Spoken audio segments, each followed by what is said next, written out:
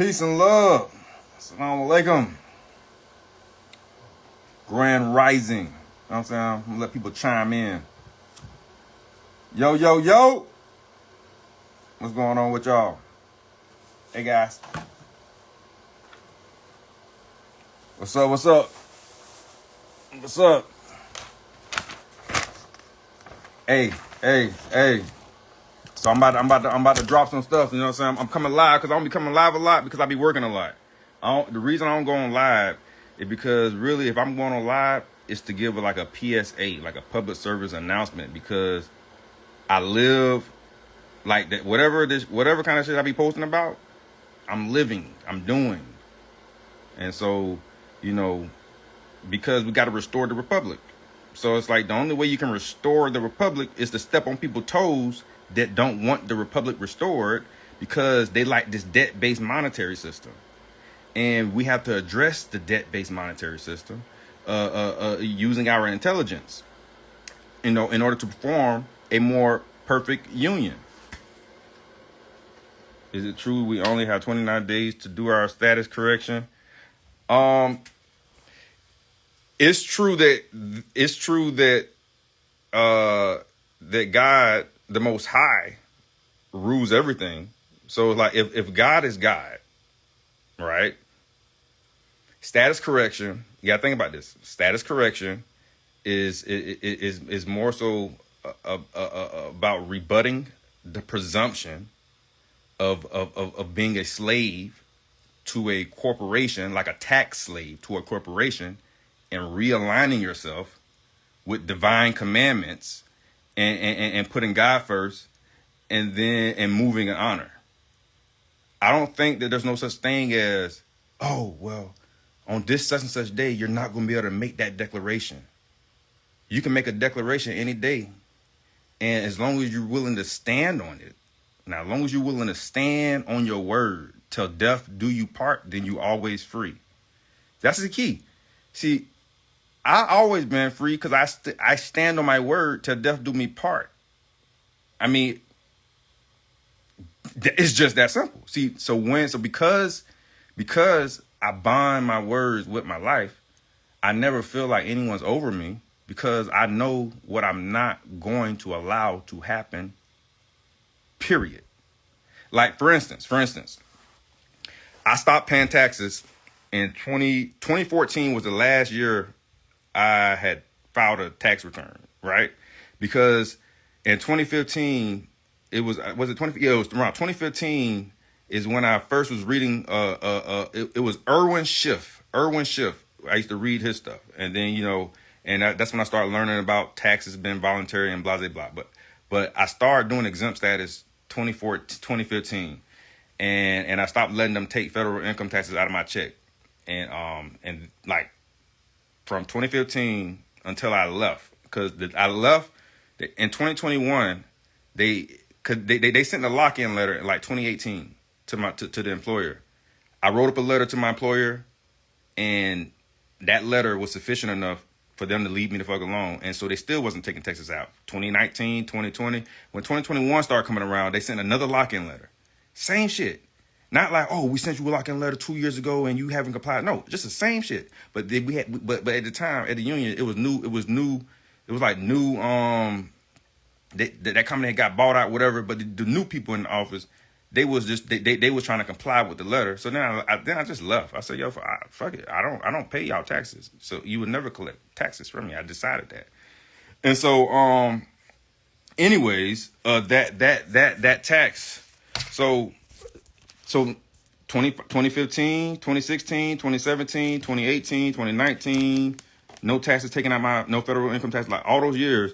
Now this year right here, see, this right here is from, see, tax period. Oh, my bad. This right here is from 2020. So mind you now, I didn't do nothing 2019, 2018, 2017, 2016. I didn't let them take shit out my stuff. So it's not like, so this is one of the ones that they're like, okay, you can do some taxes. Because now also, I did go to tax court before, because like they tried to they tried to audit me and then I objected to the audit because I used the IRS manual. See right here. See, I use this right here. I had this for years. So I used this book right here, and then I beat them on the audit because of this book right here.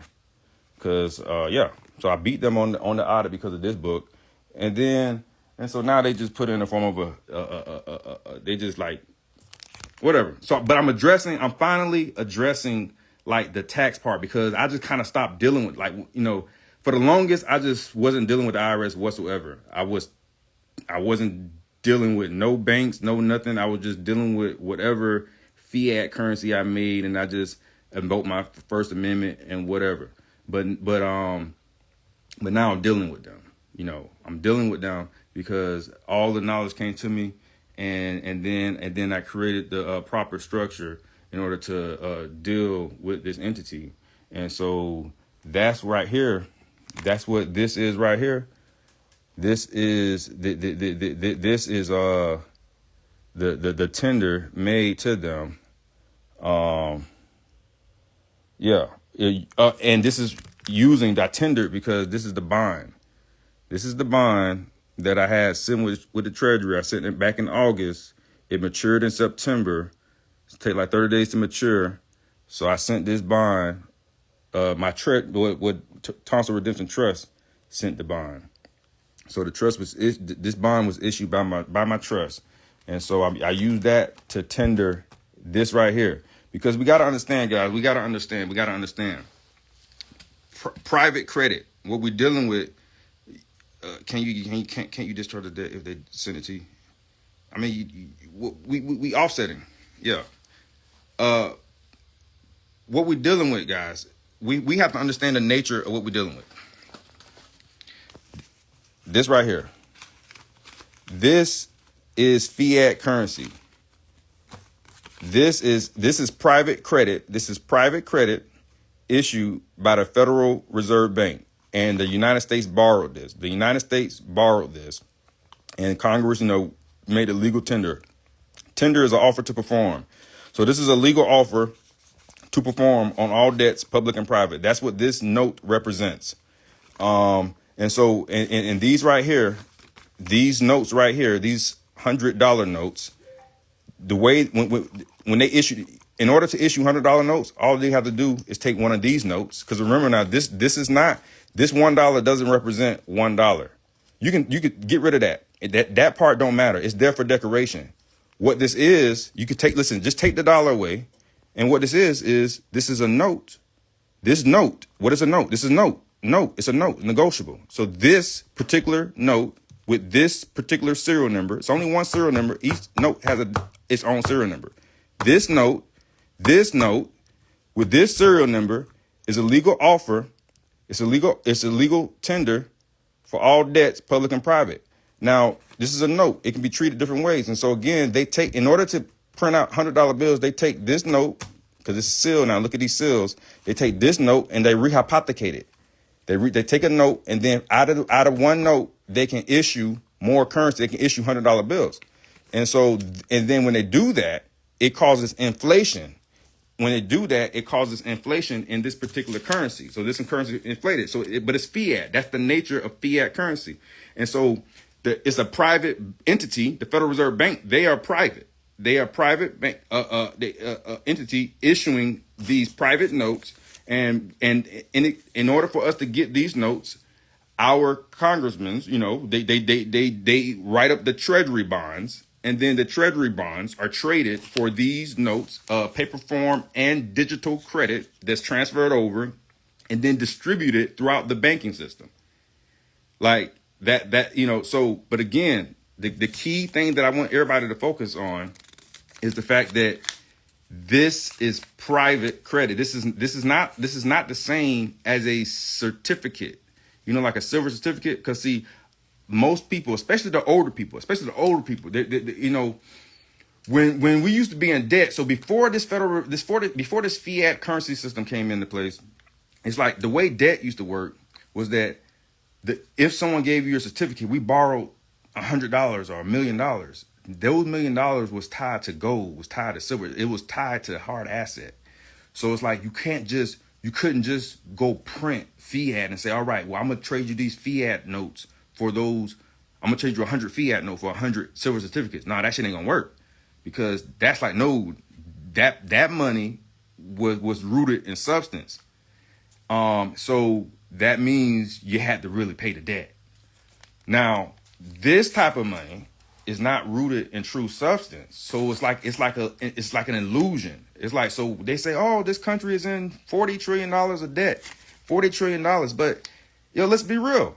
It's not 40 trillion like certificates. It's not certificates that's backed by hard asset. We're 40 trillion notes in debt. The last thing this is a dollar. The last thing it is a dollar. The first thing it is a note. The first thing this is a note, but it does business as a dollar. A note, DBA, dollar. But what is it at its core? It is a note. It is a liability instrument issued by a private entity. So now how do we address notes issued by private entities? Well, wouldn't we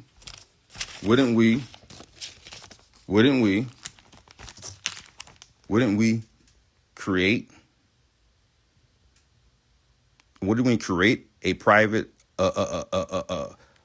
wouldn't we issue credit on the private side? This right here is a bond, but it's a private bond.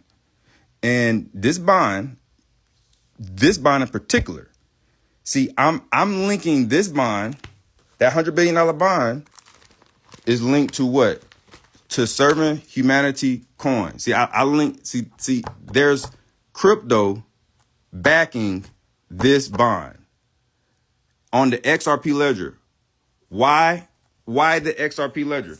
Well, it's very simple. The XRP ledger is a banking ledger. It has a banking protocol.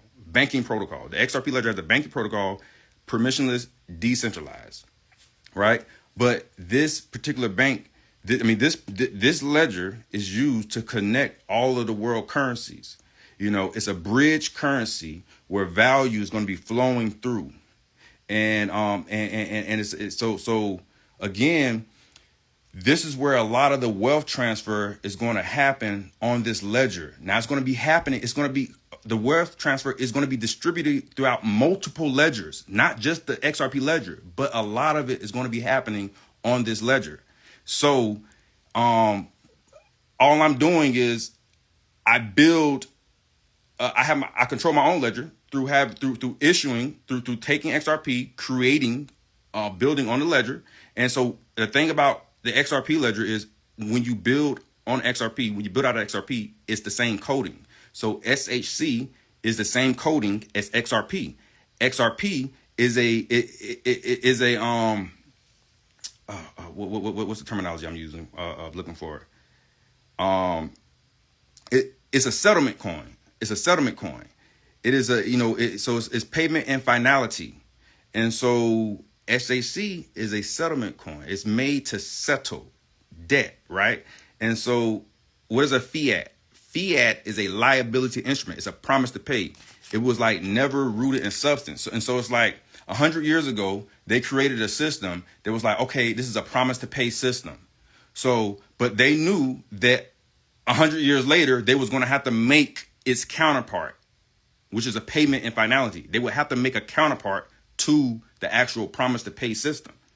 So again, so an XRP is a representation of the counterpart of the fiat. The fiat, and so like you got this big ass debt bubble, and everyone trying to figure out, well, how the fuck are we gonna address this big ass debt? Because everyone's looking at it in terms of dollars when they should be looking at it in terms of notes, unredeemed notes. What we have are our debt, our national debt is a representation of unredeemed liability instruments that need to be offset by private issuance of credit coming from we, the people in the republic. But everybody is so fucking divided that you motherfuckers is overlooking this shit. You overlooking this shit. But I'm not overlooking it. And I'm not going to overlook it. And I'm not going to wait on anybody. I didn't wait on anybody. And what's the evidence that I didn't wait on anybody? You see this? That's active. I don't wait on anybody. I don't wait on anyone for anything. I do what I know that I'm supposed to do, and then everyone else finds out later that I did it. But I'm doing what I'm supposed to do, because if I don't do this shit, what I'm supposed to do? Wait on and watch everybody? Like, what I'm supposed to do? What I'm supposed to do? Just wait and watch to see which leader, which male leader is going to come up with the proposal when I already know I got the shit in my head? I'm like, the fuck? I'm like, it's very simple. They're private. I'm private. They issue private credit. I issue private credit. It's we the people against a foreign nation that's trying to foreclose on the people. They foreclosing on people using fucking private credit. So no. Fuck no. Fuck no. You're not about to foreclose on this shit. There's no way that I'm going to allow that to happen. And so therefore, all the trust, like all my mentees, everything we doing is in trust. Serving Humanity Coin is held in trust. You see this? I'm not bullshitting. What is that? SHC Treasury Trust. SHC Treasury Trust. Let's see. SHC Treasury Trust. SHC Treasury Trust. That's Serving Humanity Coin Treasury Trust. I'm not bullshitting with nobody about nothing.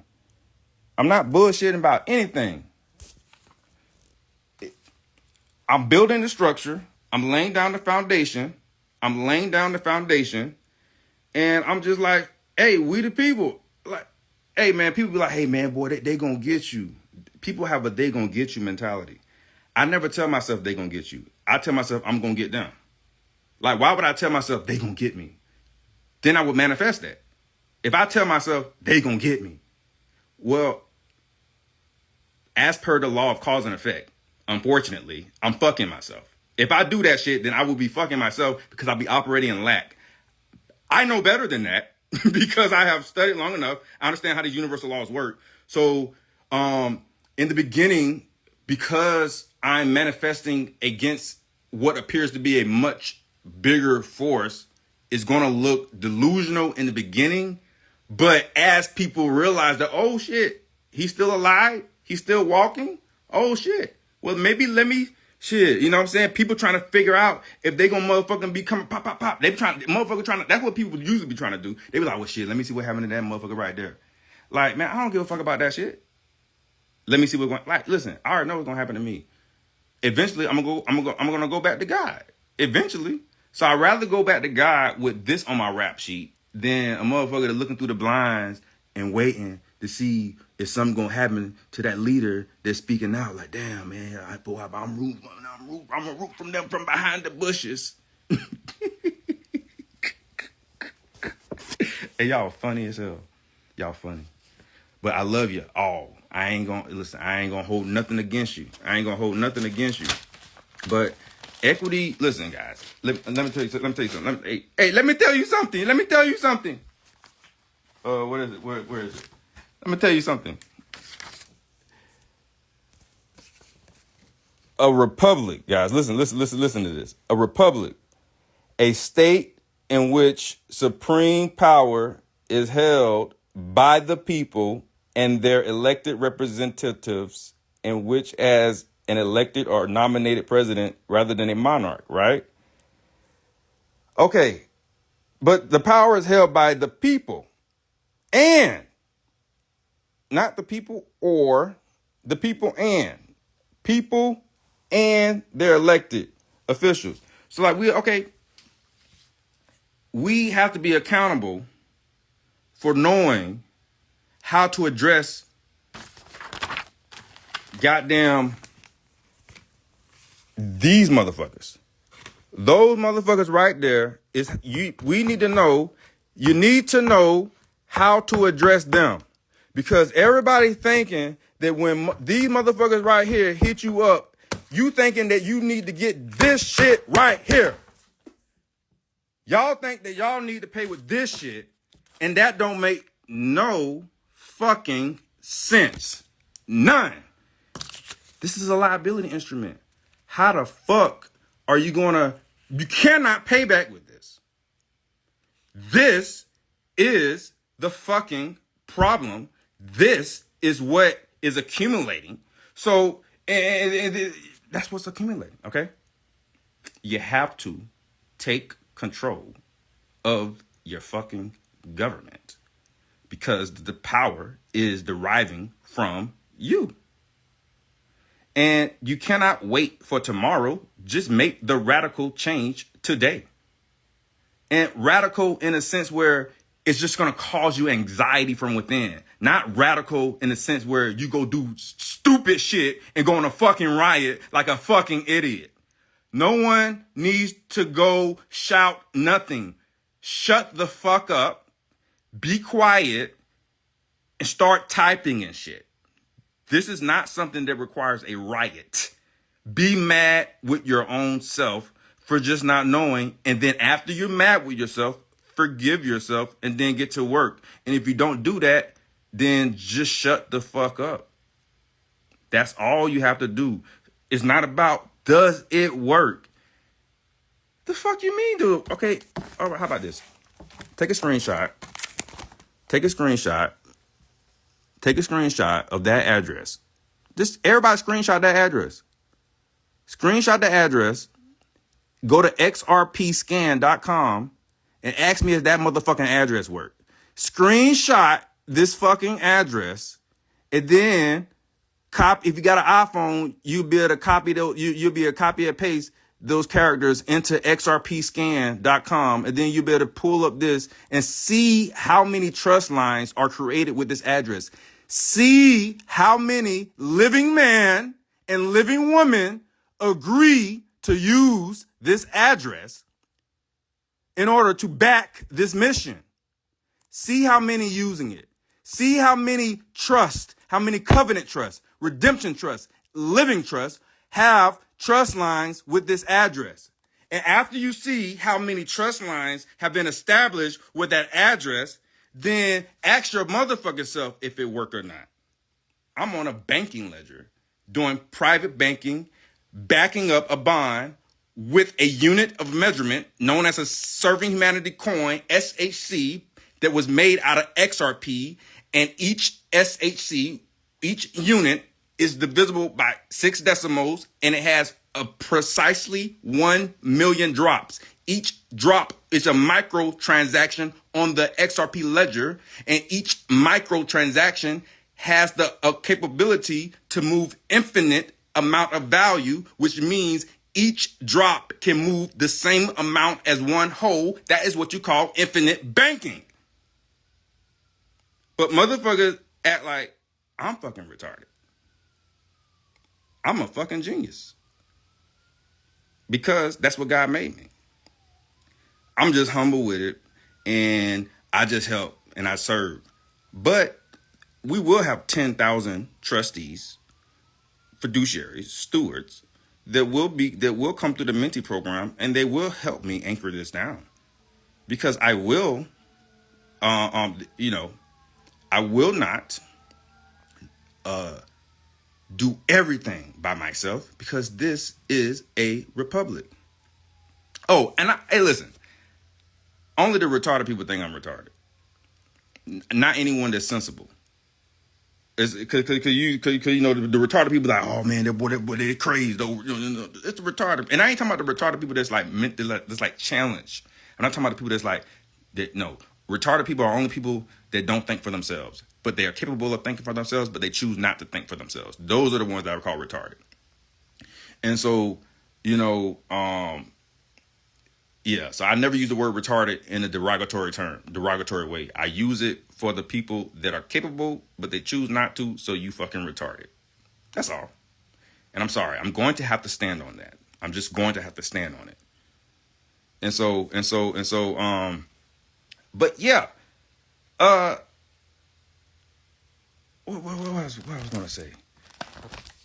Man, let me tell you something. It's going to be, it's like I said, 10,000 trustees. Y'all gonna help me establish it, and then we have to anchor down. We have to establish this. No one can deny us. We can only deny ourselves. The IRS is subordinate to us. The elected officials, they are subordinate to our voice. The elected officials are subordinate to we the people's voice. It should not be our prerogative to cause an uproar. That's not good for the republic. But we must address this. But we must address the tax. We must address it, and we must address it with intelligence. We must address this with intelligence. That's why I approached them. That's why I addressed this with litigation, and I came in with the lawsuit. But then I pivoted and I amended the lawsuit. I amended the lawsuit, guys. See, let me tell you what I pivoted. Let me tell you what I did. So I said, so this is what I told. So this is what the Treasury know about me. This is what the Treasury knows. Comes now, fiduciary trustee of the Tonsil Redemption Trust. Let's see. Oh, dang it. There we go.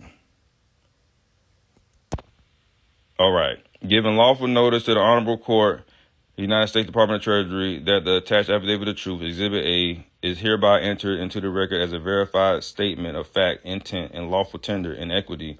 This notice serves to declare that the Tonsil Redemption Trust stands as surety for the lawful discharge and indemnification of obligations arising within this case, and that the lawful consideration has been tendered through trust issue instruments and digital settlement units known as Serve Humanity Coin on the XRP ledger. Facts and record incorporated by reference. Exhibit A, affidavit of truth, details the creation and issuance of 100 billion SAC from issuer wallet. And then that's the issuer wallet that I just told y'all to screenshot, each unit equating to 1 million drops of settlement value.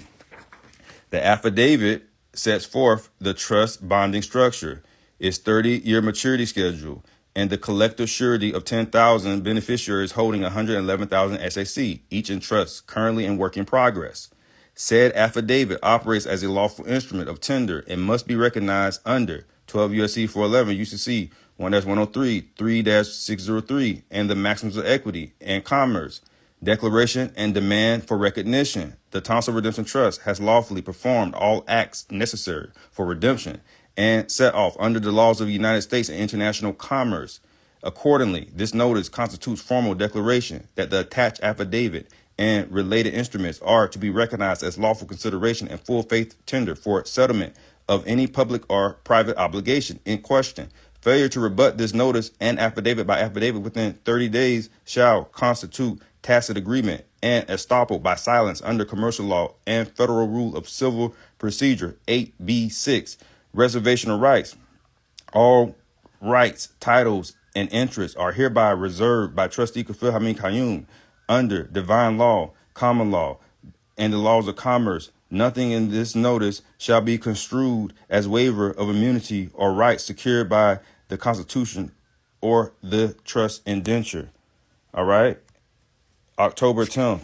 You feel me? You feel me?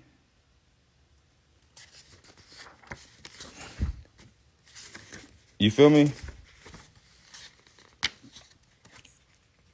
Serve Humanity Coin was lawfully minted on XRP Ledger from issuer wallet address with a total supply of 100 billion, serving as a trust-backed digital medium of exchange. One SAC equal 1 million drops, symbolizing direct micro settlement capacity rooted in truthful value and instant ledger liquidity. Purpose of creation, SAC exists to restore lawful consideration and honest measure in commerce, to serve as a medium of exchange between trust and nations, and to enable lawful debt offset and indemnifications consistent with 12 U.S.C. 411, UCC 3-311 and 3603. Trust distribution, 10,000 designated beneficiaries will hold 111,000 SAC. Each in trust under Serve Humanity Trust, signifying their participation in humanitarian redemption and not speculative ownership. These holdings are non-transferable outside of the trust law and governed by the principles of divine equity. So this servant humanity trust is the trust that this currency was issued. This currency was created in trust and then transferred to SAC Treasury Trust, and which it holds the bag. And then as everybody creates their own trust, you go into your own covenant with God, because you have to. Every man must ratify his covenant. Like, I don't want to fuck with nobody that don't want to ratify their own agreement that you already had. Like, you already know God. So don't fuck with me and come in here not wanting to have that contract with the one who created you, because I don't need you trying to fuck me, because I'm not going to fuck you. You're not going to fuck me. I'm not going to fuck you. So therefore, you're going to have your motherfucking covenant. Then God going to redeem your ass. Then you going to live. That's how this shit going to work. If you don't agree, you don't have to agree. But don't come try to benefiting from my knowledge thinking that you're going to profit off of this shit when I die for this shit. Dead ass. All right? That's how that shit going to go. So again, I'm real with this shit. All right? I'm surgical and I'm real with this shit. So that's how that's going to go. Period. That's how it's going to go.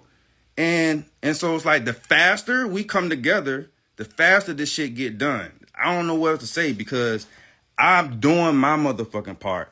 I'm already in court. Like, I've been in court. I'm doing my part. I ain't got no rebuttals. Ain't nobody rebutted me. And there ain't no rebuttals. And again, I don't already see, I'm not new to litigation. Yo, I sued my first lawsuit. I won my first lawsuit ever. I never did a lawsuit before a day in my life at that time. And it was against the city of Jacksonville because I hit a pothole. Now, and all this, I did classified as a U.S. citizen, because I don't give a fuck what I'm classified as, because I was always classified as a believer and always invoke my First Amendment. And no one can, and I always represented myself. So because of that alone, I was always a winner. So again, let me tell y'all something. When it comes to a pothole, see, it's simple logic you got to use. There are 4 elements of negligence, guys. 4 elements of negligence. The first element is when you have a duty to do something. The second element is if you fail to do that duty. And then a third element is if that failure to do that duty, if the failure to perform that duty caused injury. And then the fourth element is, and it also caused monetary damages. So if someone has a duty, they fail to do that duty, somebody get hurt, and it caused monetary damages, that is called negligence at law. So at law, that's called negligence. And so because I hit the pothole, because the city had a duty to use the tax dollars to keep the roads in safe conditions, and they failed to do that duty, and then I hit the pothole, then there was damage to the bumper, then I'm like, oh, my back fucking hurt. Now they must pay. That's it. I put the affidavit together, and through due process, they had to come out with an $8,500 check. This is no different. They issued this. We went into contract with these motherfuckers. The Federal Reserve Bank, 1913 Federal Reserve Act, right? We went into motherfucking contract with them. We in 1933, the Emergency Banking Act, we decide to say, fuck the gold. We just gonna we're gonna do business with this private entity because, you know what I'm saying, they got their little new monetary system, and we can just borrow money. Everything's gonna be okay. All right. So we left that shit and we did this. And so because they're a private entity, we have to address them like they're a private entity. We can't address them like they fucking king shit, King Donkey Kong, King motherfucking whatever the fuck his name is, King Kong. We can't talk. No, we cannot look at them like we have a mountain of debt that is impossible. No, that's a lack. That's lack. This is not an impossible mountain. What this is accounting. This is accounting, and this is you getting yourself in order. This is you getting yourself in order so that you can issue, so that we as a whole can offset this poor accounting that's been going on within our Congress, within the House of Representatives, within all of them. It's been a poor counting within the government, the Secretary of Treasury, and everybody. Like everybody is ignorant. It's half the people that's holding office. They are. I will say that most of them are perhaps unaware of what the hell I just said. Most people in the government, I'm quite sure, are unaware of what I actually just expressed. This shit is going over their head. So it's like I can't even be mad with a lot of them, because sometimes you do not know what you do not know. And if you do not know what you do not know, how in the hell can you actually make a change? How can you actually restore anything if you don't know the critical aspects of the nature of the obligation? This right here needs to be addressed, because it's this right here that's causing everybody to go to jail. They built jail around this monetary system. The prison system was built around this monetary system. And every case is, it got this circulating through every case, whether it be a digital credit, but this credit that's issued from the Federal Reserve Bank, it circulates through every case, and they are profiting because they do fractional reserve banking, and they're able to do a multiplier effect on all the credits that they issue, especially when they bond when they bond someone's life, when they have a real live person, they bond that energy through the issuance of social security numbers, which are like tax tracker numbers, and having the certificate of the chattel, the birth certificate representing the chattel, the paper is chattel that has a tax identification number, that if someone pledged their life to it, they'll do fractional reserve banking on your ass and then tax your ass until you die. I'm done with that shit. That shit is over with. On God. And I don't even have to get mad when I address them. I'm just not gonna let no one get in my way, because you have to rebut you're gonna have to first rebut my logic. Rebut my logic with superior logic. Superior logic. Come with superior logic. Come with truth. Tell me, show me where that I'm lying. Explain to me how I'm lying. Explain to me how I misunderstood. Explain to me how I misguided. Explain to me all of those things is what you have to do. Explain to me that. You can't. You can't. I promise to God you can't, because I'm right. Just like I was right about the pothole. I hit the pothole. Oh yeah, they got to pay me. Why? Because I know. When you know, you know. Once you know the elements, once you know the nature, you know what's required in order to get in order to be successful at what you're trying to be successful at. And so, simple. It's very simple. Check this out. I'm gonna read this. I'm gonna read this to y'all. I posted this for all those who didn't see. A message to the Republic. The tax is not the problem. The problem is that we, the people, have abandoned our responsibility to examine and correct the foundation upon which the tax is imposed. At its root, the modern tax system is built upon private issuance of currency divorced from tangible value, a debt instrument issued without a corresponding hard asset. When value itself is abstracted, every obligation derived from it becomes distorted. Taxation then ceases to be a contribution to a republic and instead becomes a mechanism of perpetual imbalance. A republic cannot survive on permission alone. It survives on participation, accountability, and action. Waiting to be told what is lawful is the behavior of subjects, not free people. The Constitution did not envision a passive population managed by decree, but an active body of people who understand the system, correct it when it drifts, and restore balance when scales are tipped. To preserve a republic, we must act by understanding the nature of the currency we use, by addressing obligations at the accounting level, not merely the collection level, by restoring balance through lawful, equitable means, by anchoring value to substance and not fiction. Action is not rebellion. Action is responsibility. This is not about refusing contribution. It is about correcting the measure. A just scale requires a just weight. Until the people reclaim their role as stewards of that balance, no reform imposed from above will ever be sufficient. A republic is not maintained by what we are told. It is maintained by what we do. And Allah knows best. Trustee Kafil Hamid Kayum.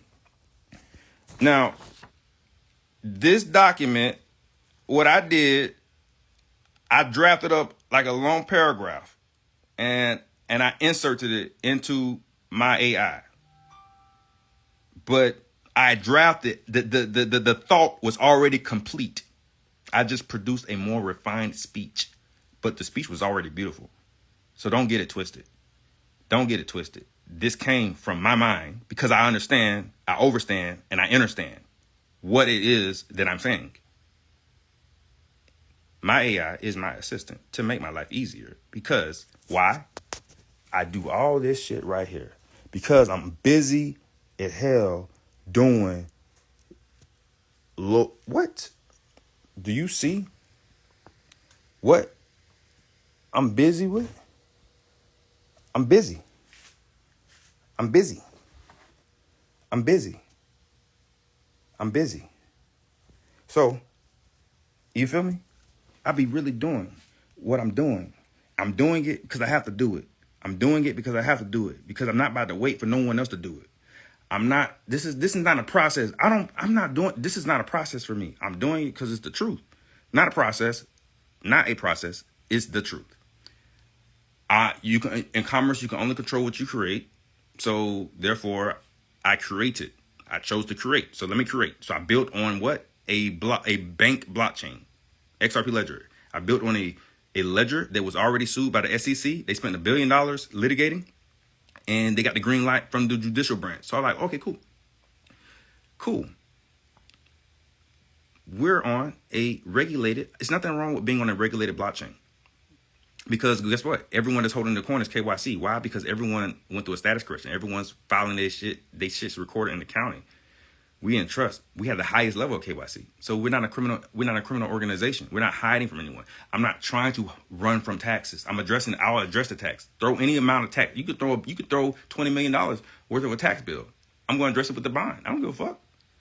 I don't give a fuck what the tax is. That's why I'm bonded. It's like you gotta understand something.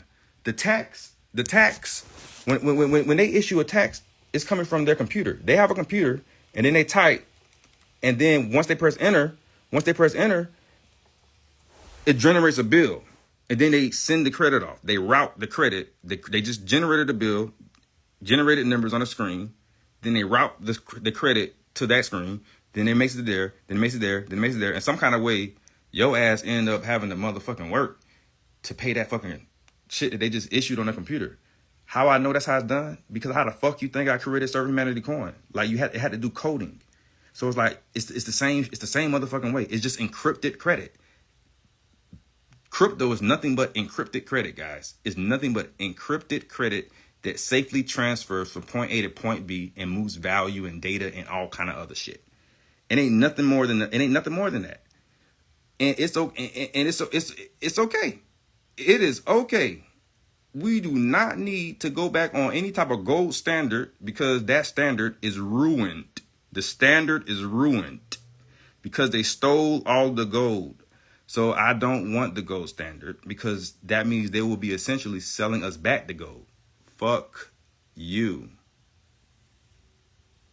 You think I'm stupid enough to buy back the gold that you fucking stole? Nah. I'm going to let God deal with your ass because I got land. I got water. We got cattle. We got our man with the free gas. So we're just going to build and we're just going to live like a chill life. I don't need to be flashy. I don't need like none of that. So it's like we just about to build. because I'm not about to preoccupy myself with buying gold and buying all this shit because so that the price, oh yeah, the price gonna be, man, fuck the price. Because I'm the value. The value isn't the inflated fiat notes. That's not value. Inflated. Why is gold so high? Gold is high because we use a fiat monetary system, and the value that value is a representation of how much devaluation the dollar has undergone. So it's nothing but pure inflation that unfortunately most of it will be trapped into, they're going to absorb it and they're going to keep, so it's like they're not going to redeem it so that the inflation go down. They're just going to absorb the debt into the new blockchain, and then they're going to keep those prices standard. And then and through their banking strategies, they'll slowly incline the economy so that they can project their future earnings. Because I'm not fucking stupid, niggas. I really see this shit. I just see everything they fucking doing. Can't help that I see it, but I see it. And I'm just not going to just turn a fucking blind eye. I'm not going to turn a blind eye to this shit. I cannot do it. I can't. So I have to do what I have to do. I have to do what I have to do. I have to do what I have to do, guys. It's like, if it cost, I don't feel it's going to cost me my life. I don't feel that it's going to cost me my life, because I feel that we're evolving. I feel that everything's aligned. And I feel like, the good people have to win this time. I feel that the good people have to win this time. That's all. I feel that the good people have to win. So, hey, it's like, if you support me, share this live. But I'm going to post this live. And when I post this live, I would like for it to get 1 million views. 1 million views only because I feel like 1 million people need to hear this message. Because I didn't lie. I didn't lie about nothing. So it's like, we done heard everything else everybody got to say. So everybody done gave their 2 cents. All the leaders and shit that teach, all the man leaders, the president, Donald Trump, all these motherfuckers, they done gave their 2 cents on what we need to do to address this atrocity, this debt, all this shit. Everybody done gave their 2 cents in. Let the world hear my 2 cents. Shit, everybody. Kanye West, he done went on his rants. Charles White, they done went on his rants. Like, all these people, they done went on their rants and shit. Well, now I'm going on my rant. And I'm not just going on a rant. I got evidence. I'm backing my rant up with real action. Like, I'm not just going on a rant. I am backing up everything I say. I'm backing up everything I say. I'm backing it up. And I'm bonding it with my life, and I'm standing on it. It's like, because I understand, like, the truth. I'm on the right ledger. I control the ledger, and then we control it. It's like, so it's like, shit, I don't know what to say. It's on us.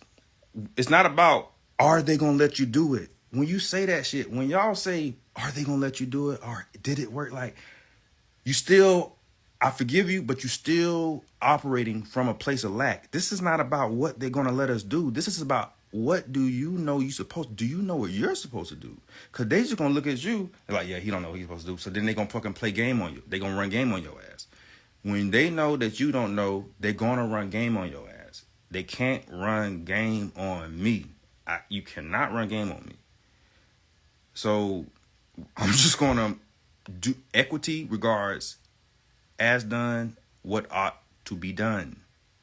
Equity does not look at form, but it looks at the intent. I have the minimum documents needed to lay down this foundation.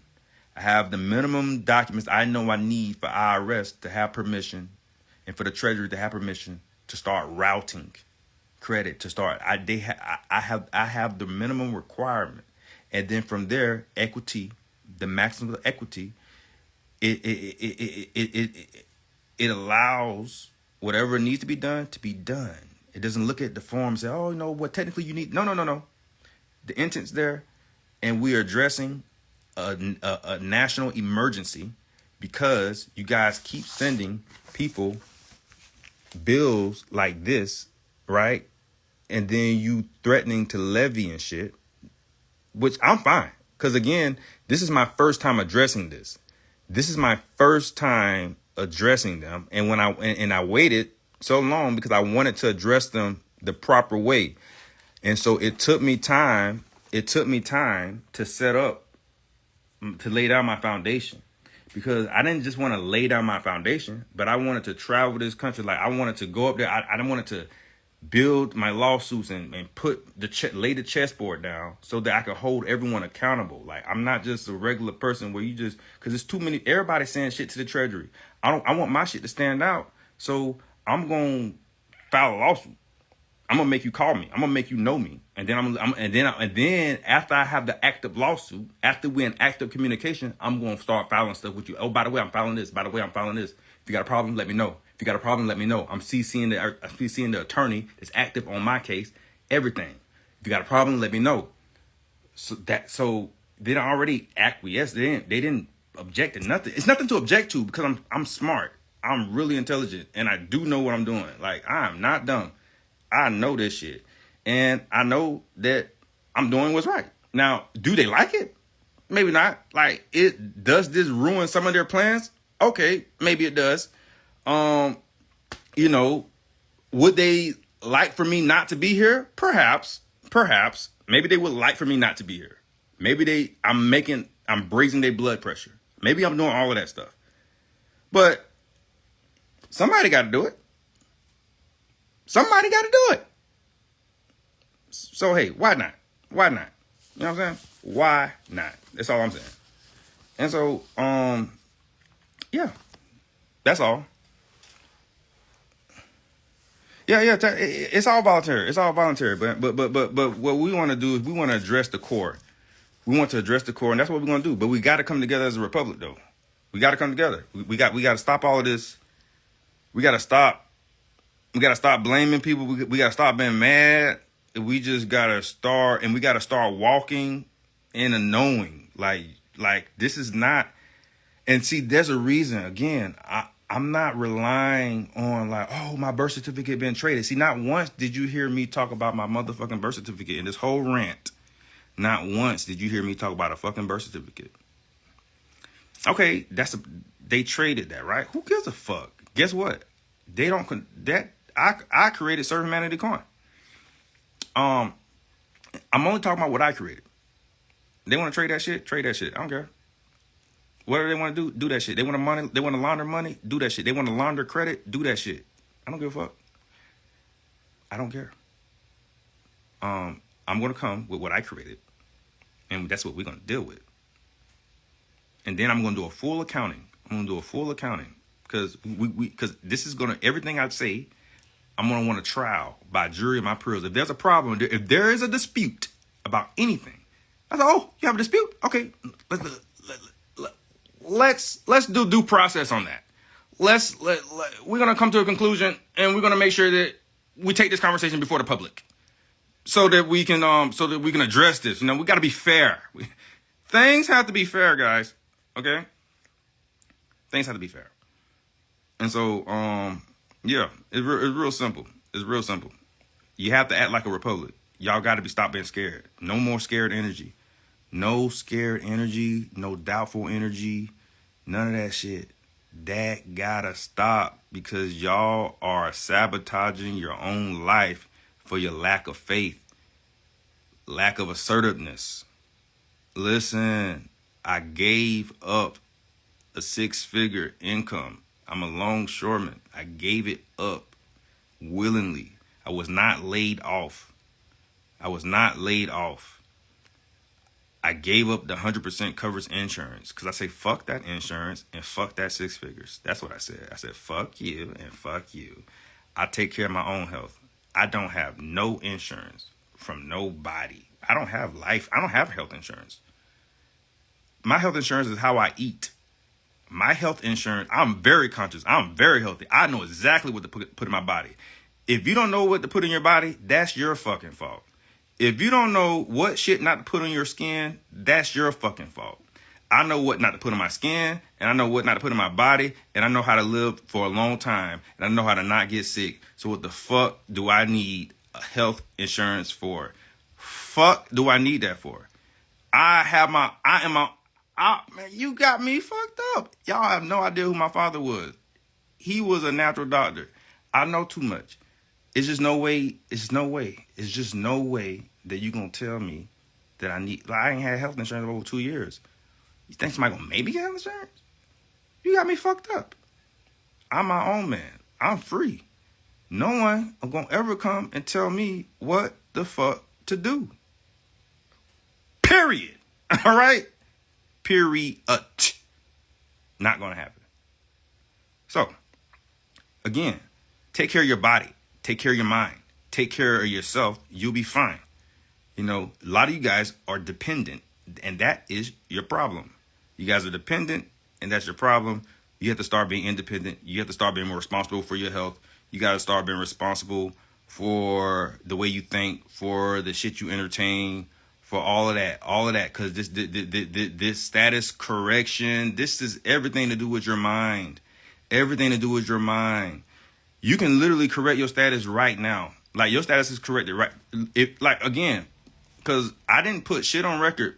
I was doing a lot of shit without having stuff filed, like recorded. I acted like my status was corrected. Why? Because I know what the fuck I'm not going to let somebody do. Like, my status corrected because I knew what I wasn't going to allow to happen. I don't give a fuck if I was a U.S. citizen. I didn't give, like, y'all don't realize most of my shit was done as a U.S. citizen. You think that you're a U.S. citizen, sir. You're a 14th Amendment citizen, sir, so we're actually not going to listen to you. No, bitch. First Amendment, and you're just going to listen to me. I don't give a fuck if that shit do say U.S. citizen. I follow God, and you still going to listen to me. And I promise you they listen to me. I promise you I check judges as a U.S. citizen. And I promise you, in a pro se capacity, as a 14th Amendment citizen, I promise you I check judges. And I promise you they listen. And I promise you I got the motherfucking transcripts. I promise you that shit. So don't think for a second that, I haven't corrected my status yet, so they're not going to listen to me. Bull fucking shit. They will listen. Just grow some motherfucking kahunos. And just say, first of all, I serve God. First Amendment, I don't consent, and you don't sign, and don't let an attorney represent you. Don't let an attorney represent you, and then invoke your First Amendment, and then start speaking the truth, and then object to every motherfucking thing. And I object. Well, hey, no problem. I object. And hey, listen, it works. Why I lived it. So it's like the status change is you having the courage to speak up for yourself. When you can speak up for yourself, hell, your status, that's another status. Speaking up is a status. Do you know how many people actually don't speak up? So if you don't speak up, where's your status? People that have status actually speak up.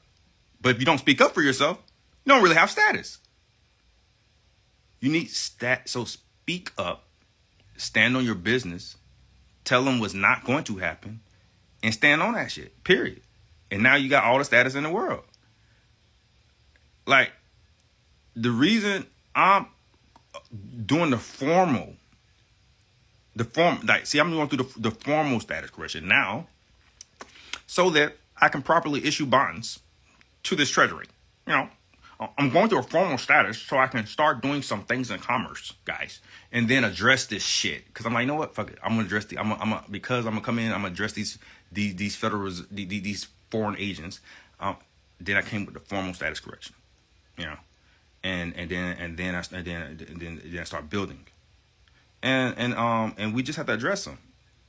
We just have to address them and bring them into a court of equity if need be. We'll bring them into a court. We'll tender our asses off. And then bring them to a court of equity and do an accounting. And then see what type of consideration that they truly gave us. What kind of consideration was given to we the people? What money did you really give us? What was it that you lent us that caused us to be in such a terrible state as a nation in terms of debt wise? Like, this debt. Really? So you're saying that we got like 40 trillion of these, or whatever, 46 trillion, whatever the fuck it is. What they're saying is we owe this shit.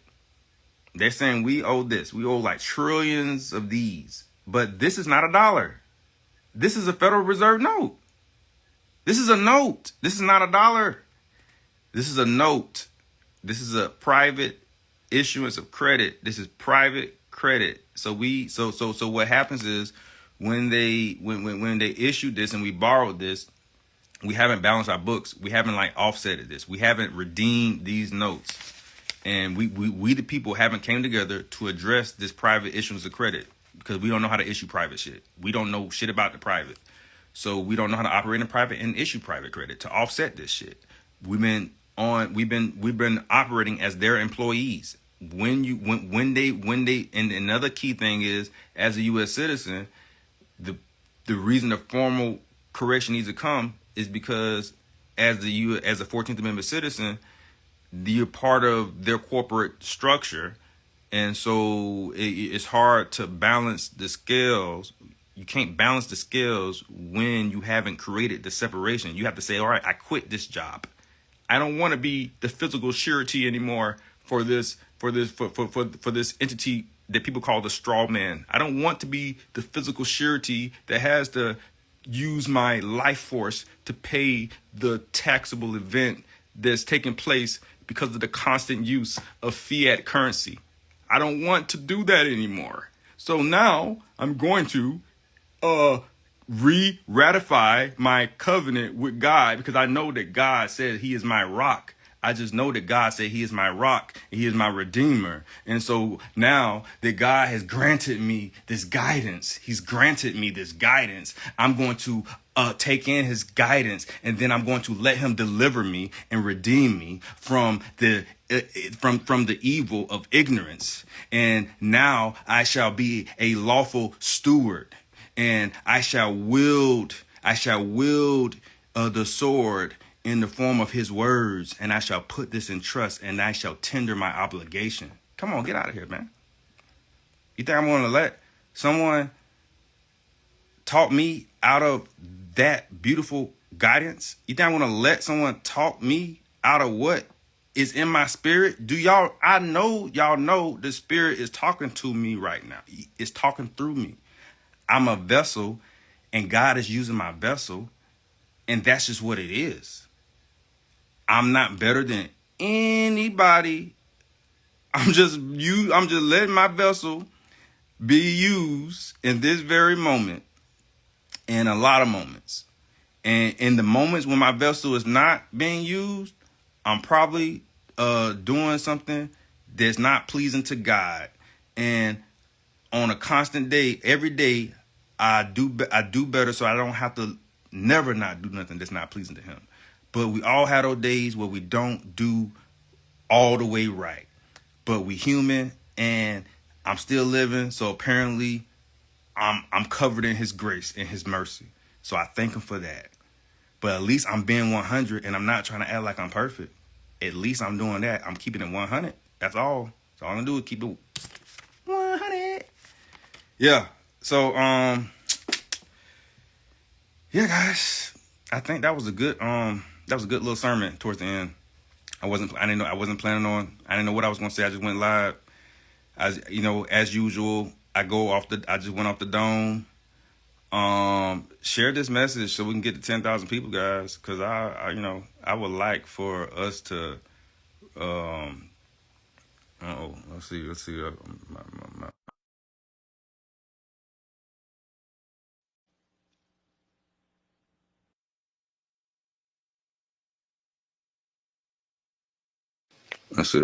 Yo, Peace. what's What's up, up, man? brother? What's up?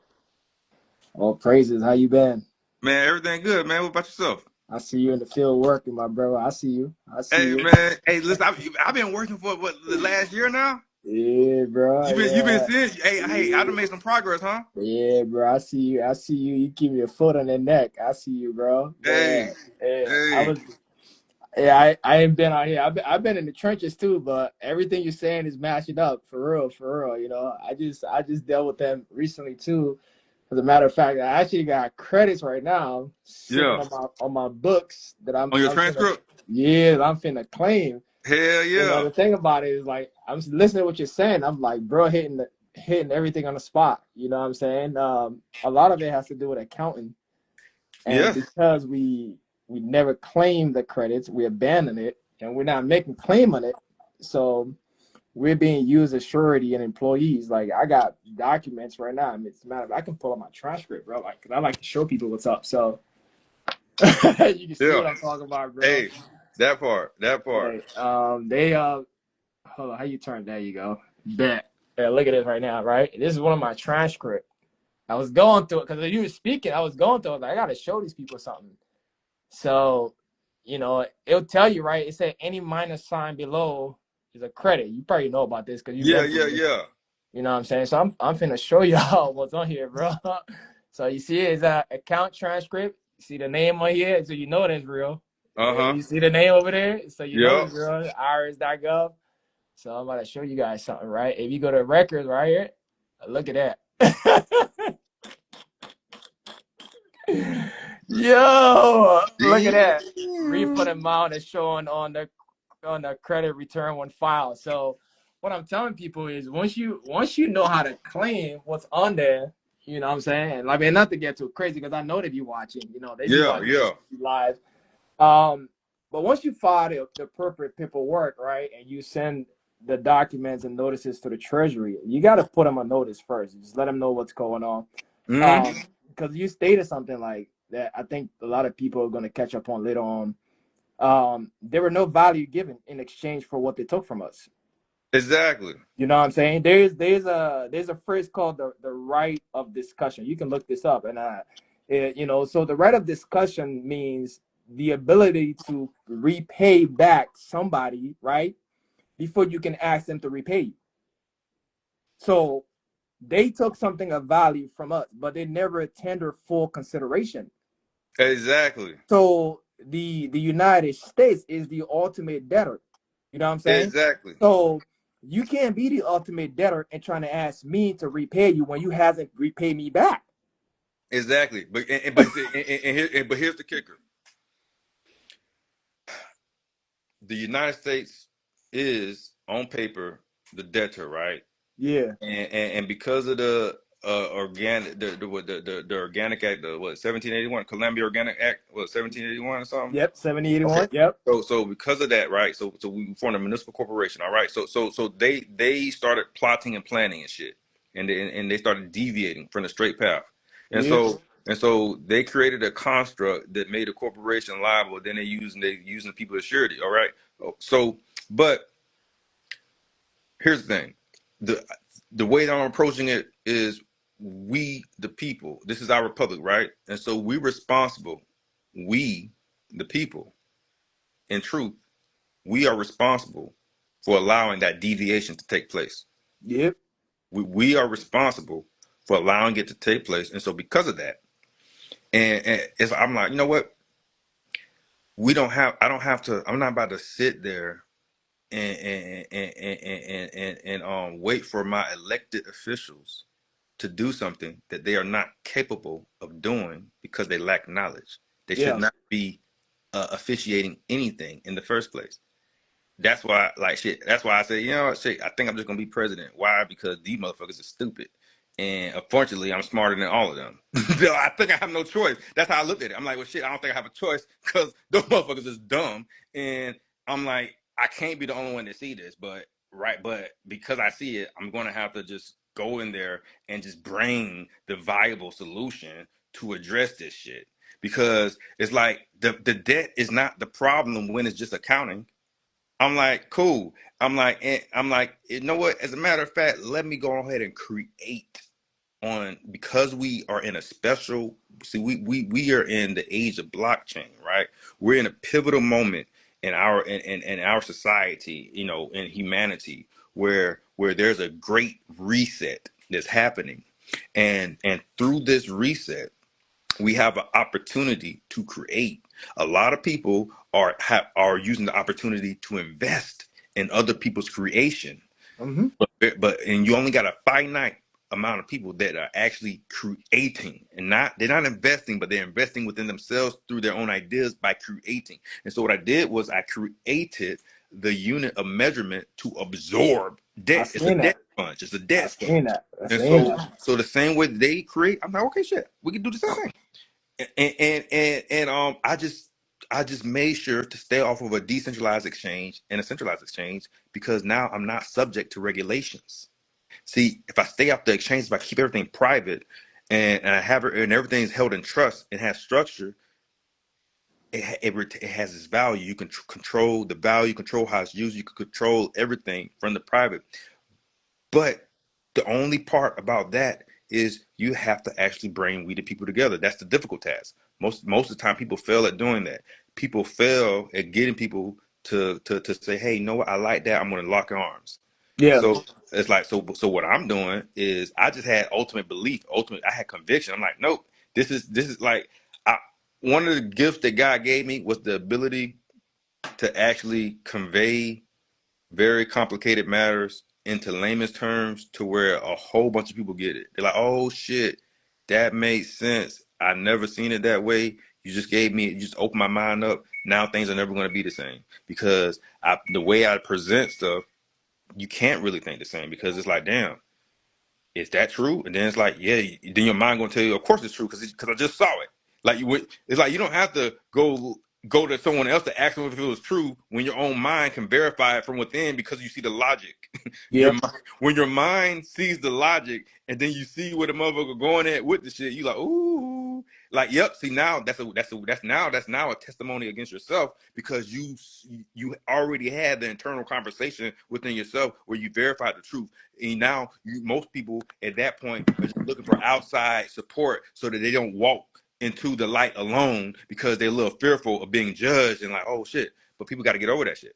Yep. Yep. And I'm thinking people really notice this a lot too, but I don't know if you also remember we touched base I think about a year or so ago and we were Mm-hmm. chopping things up and I remember you told me you were like, yeah, I'm getting work done and I peeped the work and I also see the progress as well. And I've been working on something similar like this as well. So I was reading their publication, I think is, if I'm not mistaken, I think it's 1220. And I was reading a couple of their manuals and stuff like that. And I was going through that and I'm like, bro, there's so much hidden information in there, right? Mm-hmm. And the problem about it is like they they know we're so distracted and entertained. So a lot of time people are not gonna go check those documents. Is you But when right? you check this document and you really start to read them and go down through it, you're understand everything that's being told and is given to you, right? A Mm-hmm. lot of people don't even know that, with these tax matters as well, right? Because you got to understand, like, and understand what's going on here. Like, these are obligations of the treasury. You can also abate the matter, you Yep. know, um, because that bond that they issue every single, you know, one of us, it's being used to offset all of the obligations. Mm-hmm. So, but you also have to understand, like you just stated earlier, equity C has done that which should have been done. Equity Yep. also regards the beneficiary as what? The rightful owner. Yep. So with everything in accounting, right, it has to be proof of ownership. Just like how when we go and we submit a receivable, the promissory note, the application, it's transferred to a trust. And what is trust? Trust is a special purpose vehicle that holds security for beneficiary. Right. This Mm-hmm. is why they came up with the Indenture Trustee Act, because they always have an indenture trustee that issue out what? The payment to offset the obligation. But the problem is that we have a servicer who is the middleman that's in between us. Mm-hmm. Okay. So we end up going to the servicer instead of going to the indenture trustee, which is the paying agent that's responsible for offsetting all of the bonds. So every time you get the bill in a month, every month, that bill that comes with it with the coupon attached, right? That's a bond and you have the coupon. But it's supposed to go through a specific place. But the problem is that, like I told you, they put these things, and these are all taxable events. These are all taxable matters. But they banked on the fact that we're so distracted, we're so entertained, and a lot of us are not going to take, bro. There are days where I see you putting work, and I know you putting work, because there are days when I've been in here for hours, man, just studying. Yeah. And I can tell that you put in work because I can see how much you're putting out and the information you're sharing to the world. And like I said, all the stuff you're reading, I'm listening to it. And it matches a lot of stuff that you're saying. because I've done it. I've had them send me notices like, hey, hey, you owe this much, and I just send them back a little notice as well, right back, and then that's the they tell me, hey, we got a refund for you of 42K, we got a refund for you of 900K. And I'm sitting there, and all of these things sit on my transcript. At one point, I even had to I sent a notice to the treasurer. I'm waiting back for that because if you look up, like, for each year, the estate is granted a certain amount. I think for 2023 was about 12 million some change. Like, you can look this up on the IRS website. All of Yeah. this is there because the whole purpose of this that was not to get us into debt. This is why everything is a consumer credit transaction. You got to understand that we're using credits to offset obligation. We're not using Federal Yeah. Reserve notes. Exactly. So what they're doing is every time we go to them, right, they're creating new circulation. How do you think inflation is coming up?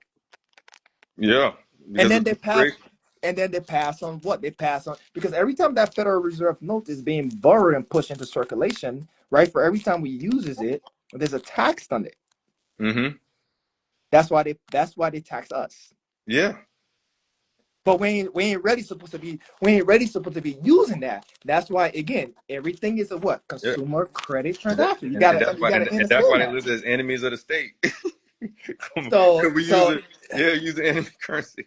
so it's insane, bro. But like I said, I applaud your growth, man, and you're doing really great, because I'm saying it. I like to get in here and just watch what's going on in the back of the saying, and I'm looking at my transcripts, and I'm like, boy, it's right there, Yeah. and a lot of people don't even notice too. Like, you literally can go to treasurydirect.gov and you can type in your information, and you'll find out, right, from every documents, every court cases, every traffic ticket that you've gotten, right? There are Mm-hmm. bonds that are created with that, and that bonds has maturity date. I can literally pull this up right now. Like I tell you, like and you can send in notices to the treasury, and they'll send you documents that you have to fill out to claim those bonds once they've Yeah. matured. How many people walking around here know that? Like I told you, bro, Yeah. like, Exactly. Not a because lot. they got us so distracted, they got us so entertained that we're not catching up to what's being done. Because if that was created in your name and is a maturity, the only person that has a higher claim to that, it's you. Mm-hmm. Yep. Because to be absent from the body, right, is to be present with the Lord. And there's two things they can do. Even when you show up into their place of business, they can either commit perjury on the record, or they can tell you the truth. Because the first thing like you say, the first thing I'm asking for is accounting. Yeah. Because just weight requires what? Just measures, right? So Yeah. if it's an accounting matter, I need to see the contract. Yeah. And if they show you that contract, then they're gonna have to reveal to you that they're actually trading your securities. Yeah. And now, if you talk about that, now we talk about a taxable event. So what we're gonna do? We're getting the IRS involved, right? Because now you're trading securities. You're making what? Capital gains, and you're Yeah. not reporting the tax matters, Mr. Yeah. Persecutor, or Mr. Yeah. Black Robe on the bench. So there's a lot of information, like you said, the scriptures say, "Asking you shall receive." If we start asking questions and start searching, and then they like I said, there's two things they're gonna have to do. They're gonna have to tell us the truth, or they have to perjure themselves. And Mm-hmm. what is perjury? Yeah. You can't lie on an oath. And now, hey, let's bring in the accountant, which is the clerk. Let's bring in the clerk of the court, because he or she does with all of the accounting matters and all of the records, and they know what's creating the name. So really, I think we were so much like, you know program to deal with this from a, that's like you said, that's what they name us, enemy of the state, like from a combative perspective, not look at Mm-hmm. it from a place of making claim, because Yeah. only we can have the superior claim, not them. Mm-hmm. You know what I'm saying? Man, So, listen here, man. Y'all better be taking some notes, man. He dropping some knowledge on y'all right now. and if you're not making claims, you're abandoning stuff. Like I said, bro, like, do you know that they actually file information returns on us? Like, they literally file I'm not even bullshitting you. Like, Mm-hmm. I was talking to somebody that I talked to the other day, right? Because I do trading here and there. I had Robinhood Securities LLC, right? They literally Yeah. filed a 1099-B on me, stated that they paid me. I'll put it up. I'll send you a screenshot of it. Yeah. Yeah. Yeah. I know about that. Yeah. They filed a 1099-B, right, stating that well, they paid me $300,000. I'm looking at my wife like, where did I receive the 300 grand? You know what I did, right? I filed one right back on them. Mm-hmm. I filed one right back. The thing about it is like, listen, first of all, you know what I'm saying? I'm the owner and the creditor. Why? Because I'm the one who provided the value to the account. You didn't. Yeah. Yeah, the You see what I'm principal. saying? So, Mm-hmm. and then while we're at it now, I'm gonna demand to see the accountant because I need to know, first of all, did you securitize that account? Did you monetize that account? Yeah, now give me my cut. Give me what due. Hey, the principal is owed. Whatever due the principal. You know what I'm Interest saying? owed the So principal. like, you know, but these are all happening behind the scenes. And I was telling somebody about it. I was like, this is why I go check the information. I said I would have never noticed if I didn't check the transcript because when I seen the tax report, I'm like, they have themselves listed as the payer, and I'm the recipient. I'm looking at this. I'm like, they ain't paid me nothing. Mm. But you know, that's what they're reporting to their Internal Revenue Service. It's called reporting. Yeah. They're reporting that information. So right now, what you're doing is you're falsifying information.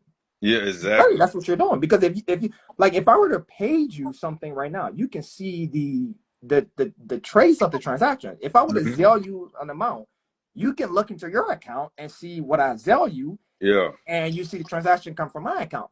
So you Mm-hmm. can't fill out something and telling them that you pay me, but there is no trace of that. So, like I said, these are all things that we, like you said, because it's our responsibility. We are not checking, we are not correcting, and it's how they're able to get away with this.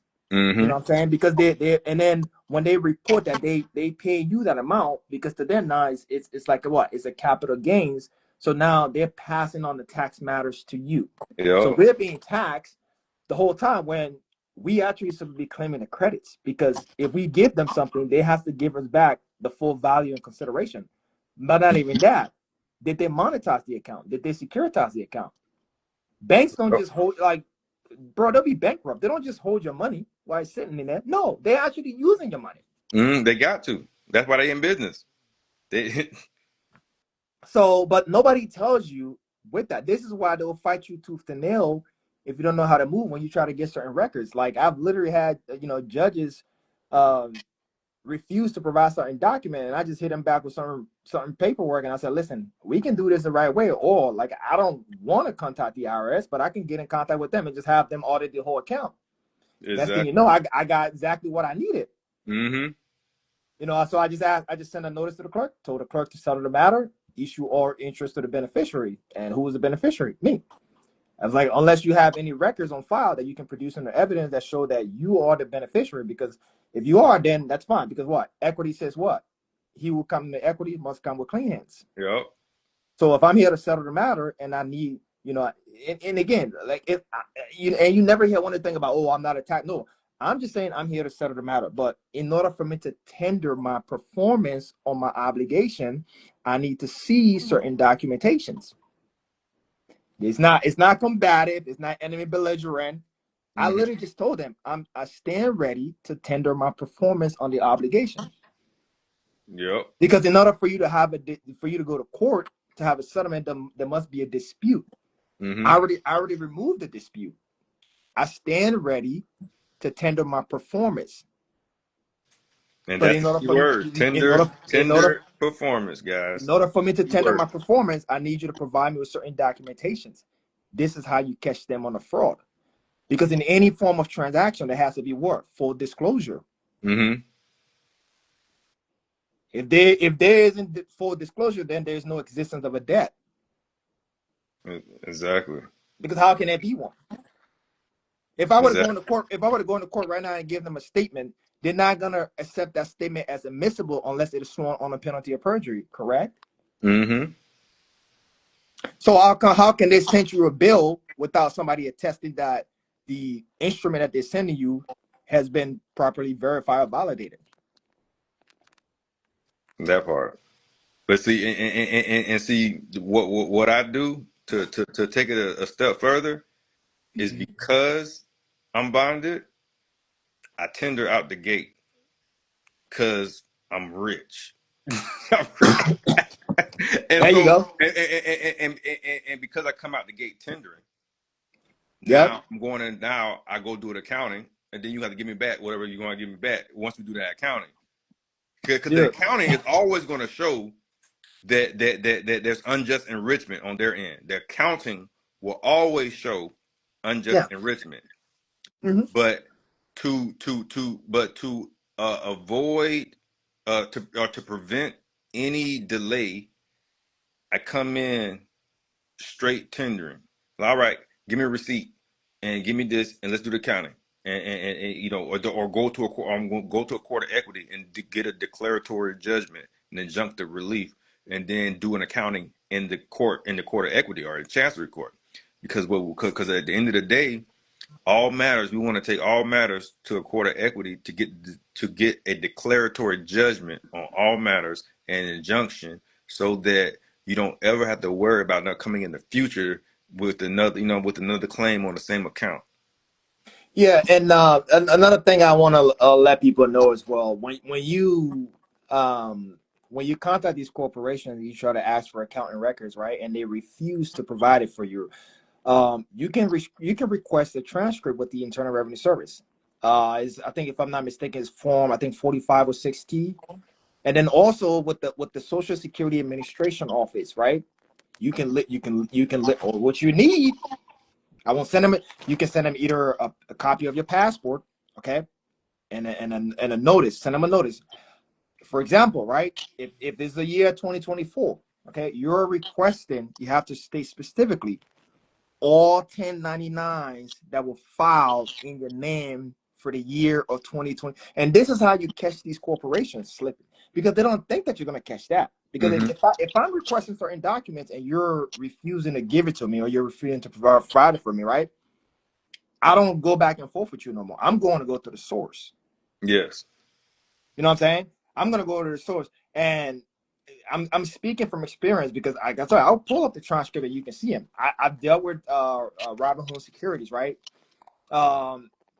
When they first started with this whole digital thing, they had tried to request a ID and a picture of me, and I opted out of it. Next thing you Mm-hmm. know, my trading account got paused. I didn't even hit them up. I went straight to the Security Exchange Commission. Mm. I went straight, because first of all, you're violating my due process. If there's an issue with my account, right? Yeah. What you were supposed to do. You were supposed to give me a notice first. Exactly. You're supposed to give me a notice with an opportunity to cure before you go ahead and put a restriction on the account. They didn't. Yeah.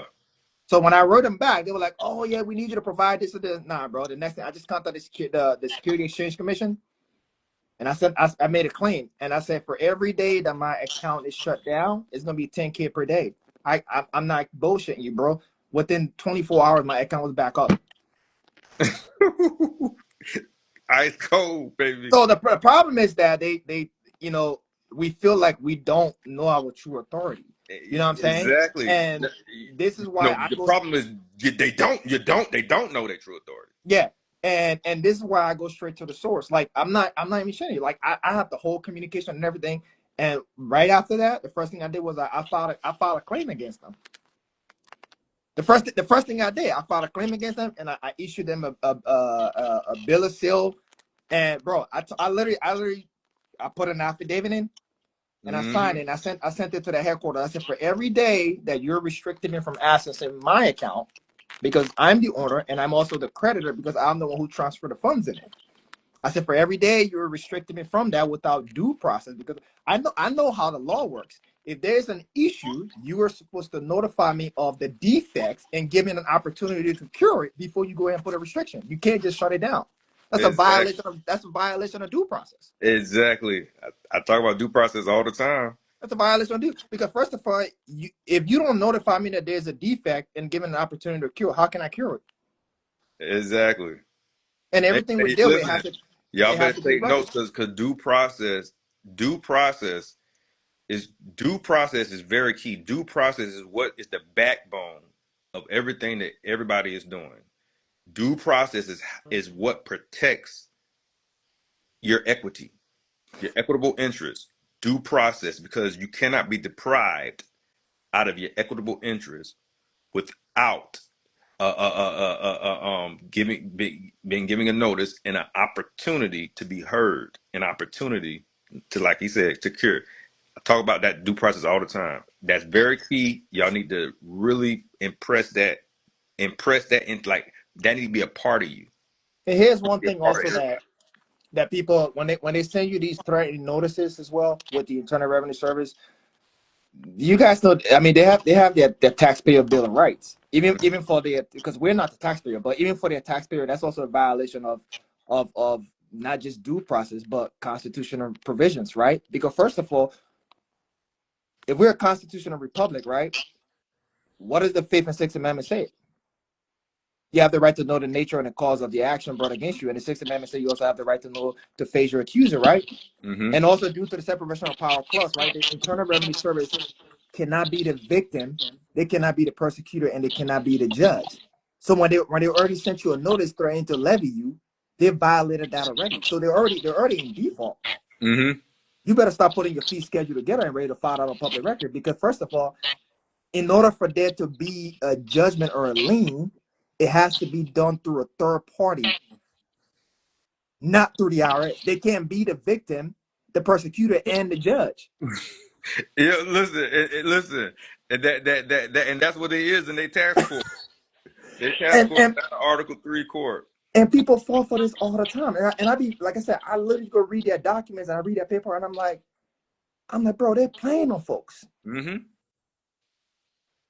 Like that literally violate the separation of power doctrine. You can't be all three at once. It's like the police officer comes to you, right? And he gives you a ticket and he goes to the judge. The judge has a financial interest in the case. The police officer and the judge works for the same system. The police officer and the judge gets paid by the same system. And then they tell you, well, the state is the injured party.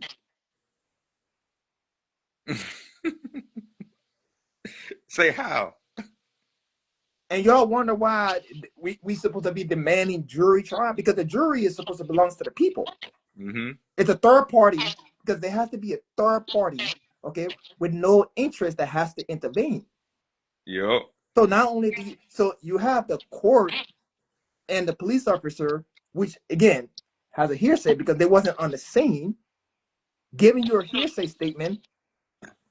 And then you have them saying the state is the injured party. So it already tells you the state already has an interest. And then the people that are out there trying to quote unquote judge you gets paid from the same state.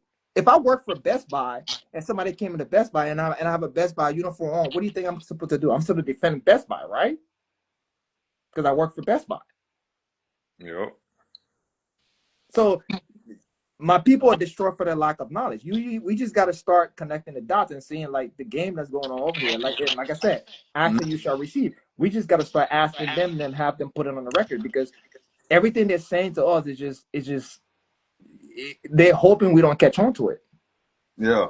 And this is why we're so distracted and entertained. But literally, when it comes to these matters, it's just about asking for records and staying in honor is all you can do because, like you said, I'm glad you went down there and you filed those paperwork because you got the heat on them. Oh yeah, yeah, man. Listen here, man. Listen, man. You Because got you got you got the see, heat on it. You see, know what I'm saying?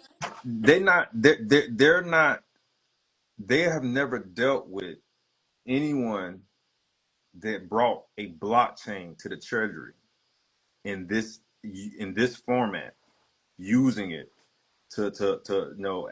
as a medium from the private to issue these bonds to interact with commerce and to offset all these entries of debt. You know what I'm saying? They're not used to anyone using a ledger that they made, that the Rothschilds are behind. I'm not stupid. I Oh understand yeah.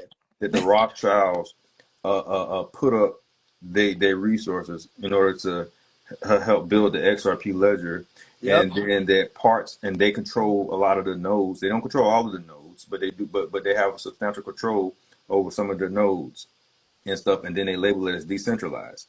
Yep. I'm not stupid at all. Like I know this. I know this. I know exactly what the fuck going on. Oh yeah. But guess what though? It's still a decentralized, permissionless, regulated a blockchain that requires KYC compliance and different things. But I'm using it in trust, and so I have my KYC is a higher level KYC than their KYC.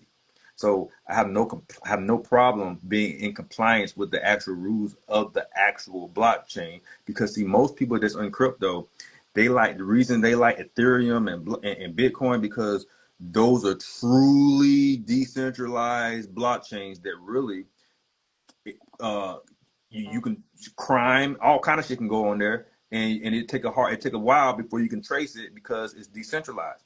That's actually not good for any society. Is that we can't like a true society that's governed by the people, that's a republic. We would never use that type of monetary system as our core because we don't have no control.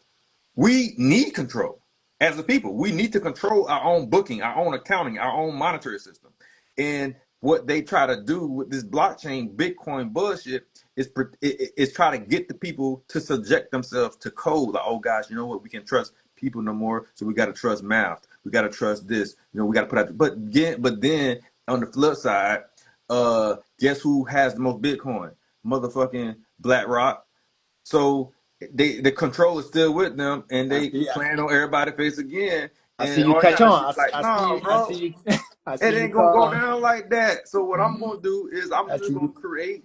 I create, and now so we control serving managed coin, and I just made sure not to link it to decentralized and centralized exchanges, so we structure it because it's the trust line. It's being able to go on. Let me see this. Let's see.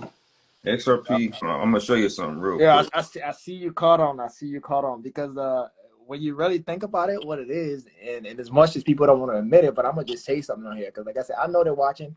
I've gotten those random secret phone calls that just say, "Hey, United States," but I'm gonna just drop this real quick.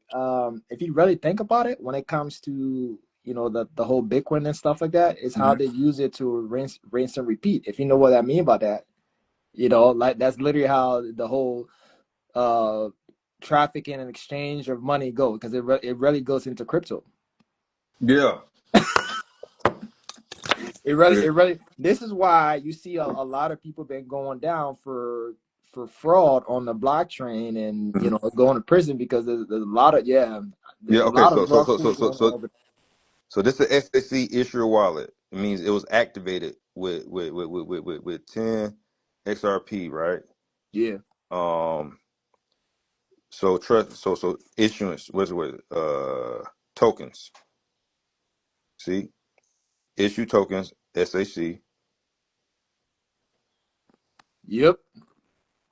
Yep. Trust lines.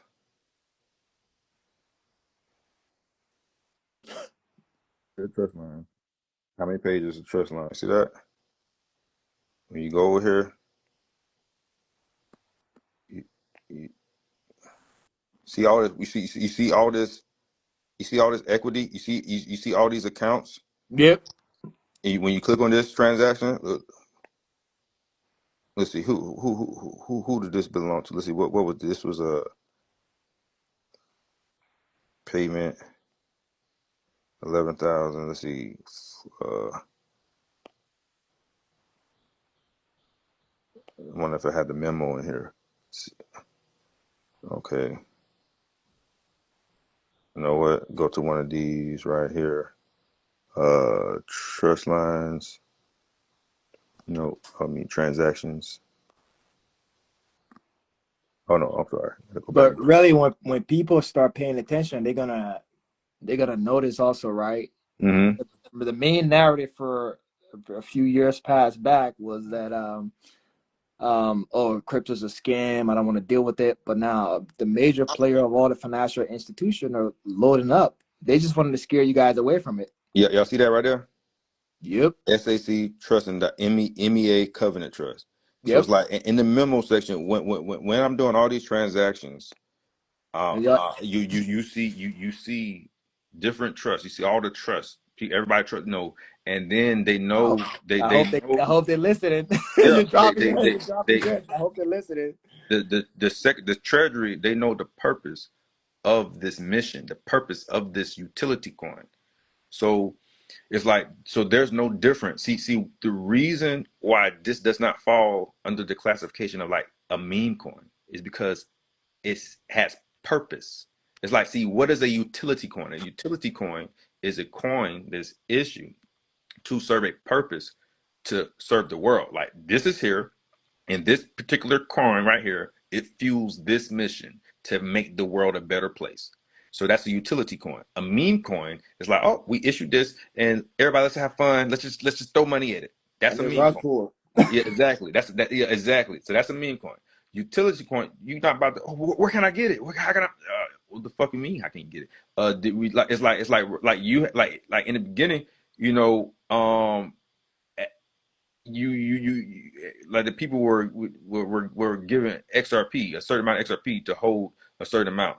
But at the end of the day, like where it is right now, this is all because this is all going to be backing like our bonds. So each endowment of SAC is backing the $100 billion bond, and the bonds are used to offset debt, because again now SAC is a unit of measurement on the XRP ledger, which is a payment settlement network. It's a payment settlement network. So the ledger recognizes SAC as an asset in its network that has the capacity to move 100 billion units of credit, and right. each unit of credit has a million drops and can move infinite amount of credit. So that's how this network recognizes this asset class. Hmm. That's why I'm fuck. It's the truth, because it's like I know exactly what I built on. So a Right. person That's right. can't tell me what SAC is not, because the That's only right. person that's gonna believe that, oh, well, yeah, man, that ain't nothing. No, motherfucker, you just don't know what the fuck. You have no idea. They have no idea what this blockchain represents, so they can't possibly overstand exactly they can't understand what I understand. Yeah, I think that, and that's what we was talking about. The problem is the fact that we've been programmed to believe what they want us to believe, and our Hmm. limit, and then we've been taught like limitations, right? Yeah. But when you see far beyond and you see above what's going on, like you said, you can be able to really grasp and understand. And all of this stuff is knowledge that's floating around here. It just like I tell people, like the information that you're dropping, bro, like it's worth hundreds of thousands of dollars, because not only have you taking the time and putting the hours and study, and I tell people this even when they message, I'm like, yo, I'm too occupied with educating myself and Exactly. studying. And I tell them, I said, listen, there's two ways you can do this, right? You can either commit the time to sitting down and studying from 18, 16 hours a day, reading books and taking notes, or you're gonna have to pay somebody who's already put in the work to actually show you how to do it and get it right. So, but I tell them, I'm like, the information is out there, and and that's how I caught them, because I'm like, the things that you're speaking on, like I've literally came across them, I've done it, I've fact checked a lot of them, and it's showing up, and I'm hearing you speaking. I'm like, man, the bro definitely came a long way, and you put in the work, because even with the indemnity bond Hmm. and all of that, like they were supposed to indemnify us. Even Hmm. the social was supposed to, if you even read the Privacy Act, right? We weren't even supposed to provide a social to any other organization, because except the government official, and then the government official is supposed to provide you with explanation for why they need the social security number. Like, is it a requirement or is it not? Is it mandatory or is it voluntary? Like, it's not me saying it. This is their own law. You can go pull this up and look it up. But I remember something like that too. Like, yeah, yeah, I recall that. yeah, because the socials really is like, it's an indemnification. It's supposed to indemnify you. But again, at Hmm. the end of the day, they created that. Yeah, So, yeah, like you said, he will create control. So exactly. And so we and just so, we just have to make a claim, because we still have an interest in it, because we have an equitable interest in what it is. Because hmm it's like, without my existence, it wouldn't exist. exactly. And I agree 100%. And that's exactly what we're going to do. It's like just to add, just the extra added layer was coming with a ledger I control, because when I realized that's okay, it's a problem when you're operating purely on their ledger without your own ledger to give you. sovereignty when we step to our own congressmen that have betrayed us. Oh man, Yeah. what? So I we don't just even think we have congressman, yeah, bro. Oh, exactly. But what I'm just calling them that for what they is yeah, right now. But the yeah. point is, it's like and so now is we're in a better position when we come with a ledger that we control, and then from there we like, all right, we're gonna offset, all right, but now we're gonna come through and claim the beneficial interest. Everything you saying, because everything you saying 100% correct, and so you can still claim everything, but it's like, but to have that on ledger, it puts you in a much stronger position of like a position of strength. And bro, and one thing I'm gonna highlight, bro, I love how you got everything set up before you went after them. And Yeah. that was, bro, that was a perfect trust move. Like you got your trust, you got your indemnity bond, you got your whole homily. Like I love how you set all that up because once you come and make a claim, right? It's like you either ask them to bring in the higher claim, or they have to do what? They have to give you what's yours. Mm-hmm. And they already know what time it is. Why? Because they all on my Instagram. They know I ain't done So listen, who in the government is going to go under oath and testify against me? Who who in their right mind is going to come and make any testimony under oath, penalty of perjury, to say that what he is saying is wrong, and he doesn't, and he don't have a trust, he don't have a currency. Like what don't I have? I have everything I say I have. It's like I do everything I say I do. and Uh, uh because you're right, and because everything is commercial, because that's what they did. They turned when you stepped us out, everything is commercial, right? mm-hmm, So when it comes to commercial, we're talking about accounting, mm-hmm, we're talking about records. But when they start making questions and arguments, we just have to ask for accounting. mm-hmm, Listen.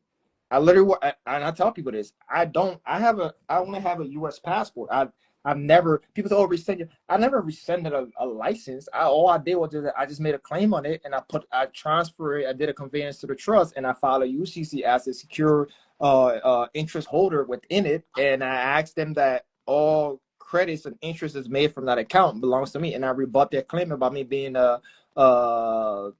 and legious and yeah, some form of surety for whatever it is, and I quoted their own canon laws about once the beneficiary makes the interest, they're mm-hmm, all now liable to surrender all interest. I mean, makes a claim, they're not liable to surrender all interest, that or part. they're all committing trust fraud. And I put it on the record, and I did a public notice in a newspaper, and I gave them 30 days to rebut all my claim, and if they did, and I went and filed that in county. Like I didn't register, I recorded in county records. Now it's on the record.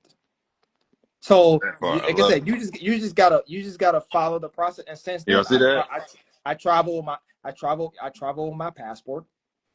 I've had plenty encounters. I've some revenue collector try to challenge me on this, and I literally told him, I asked him two questions. I said, do you have an affidavit of facts of a crime being committed? Okay, do you have reliable witnesses that can testify on a penalty of perjury of a crime? Do you have a commercial bond that can stand my claim against you? Because if you bring in a false claim, I'm not just coming after you, bro. I'm going after the persecutor. I'm going after the. And literally, I went in there. I just asked the judge. I said, what's the nature of the cause of the action? He tried to say, oh yeah, you were charged with objection. Are you a judge or are you a witness? Mm, Because I love it. you can't say you were charged because you weren't there. And he's like, allegedly. I'm like, yes, let's correct the record, allegedly. So if this is a commercial matter, okay, I demand that you bring in all accounting records and put them in the court for inspection. I also demand that you bring in a verified complaint sworn under penalty of perjury, and that also that I'm not waiving any of my rights constitutional, which is what my fifth, Sixth, and 14th Amendment, because it's equal protection clause. I said, do you stand ready today to bring in the injured party because I have the right to face the accuser? And everything I was saying, I made sure it was on record. Mm. Unless it's your position today to exercise your own discretion, because if you don't have jurisdiction, you cannot. So I'm putting you on notice right now. If you decide to exercise personal discretion without reading from the records, that subjects you to what? Liability. Mm-hmm. And it makes you liable for a lawsuit. So Yep. unless you tell me that you're ready to put your career on the line, I'm going to demand that you respectfully produce these records. And then he said, oh, well, I haven't read your file. And I turned around, I look at the bailiff, and I look at I said, so if you haven't read the file, what are you reading from? Are you reading from the documents, or are you reading from your own discretion? Guess what came out of his mouth? Yeah, we're gonna have to continue this. I said, objection. I'm gonna demand that this be dismissed because the county has not produced any valid claim, any valid complaint, sworn on the penalty of perjury, and you don't have somebody here today for me to face as my accuser. So unless if you demand me to come here, I'm letting you know right now that my next visit here will be on a duress and protest, and my fee schedule has already been filed with the clerk. If you're willing to pay me $10K per hour, I would love to come back and visit you. And after then, I received a notice in the mail saying it was dismissed. Mm. See, I love it. Because equity acts in honor. I didn't go in there arguing with them. I just demanding to see information. Mm-hmm. You know what I'm saying? Like if I'm coming and I'm ready to act in honor, and I just use their law and their information. Now, granted, this doesn't work for everybody if you don't know what's going on, because the first thing they try to do is, oh, you were this, you were that, but you gotta You understand got to stop it, and you got to stop it. You got everything. immediately, It needs to be stopped at arraignment. At immediately, at the beginning, it needs to be stopped right there because you immediately. don't need to argue over the accusation. I'm not. No, there's never jurisdiction, so you don't go into argumentation because that's the trap. The Yep, argumentation is the jurisdictional trap. yep. If you allow the argument to take place, they have now trapped you into the jurisdiction, and so the case can be dragging on. Don't stop it at its inception.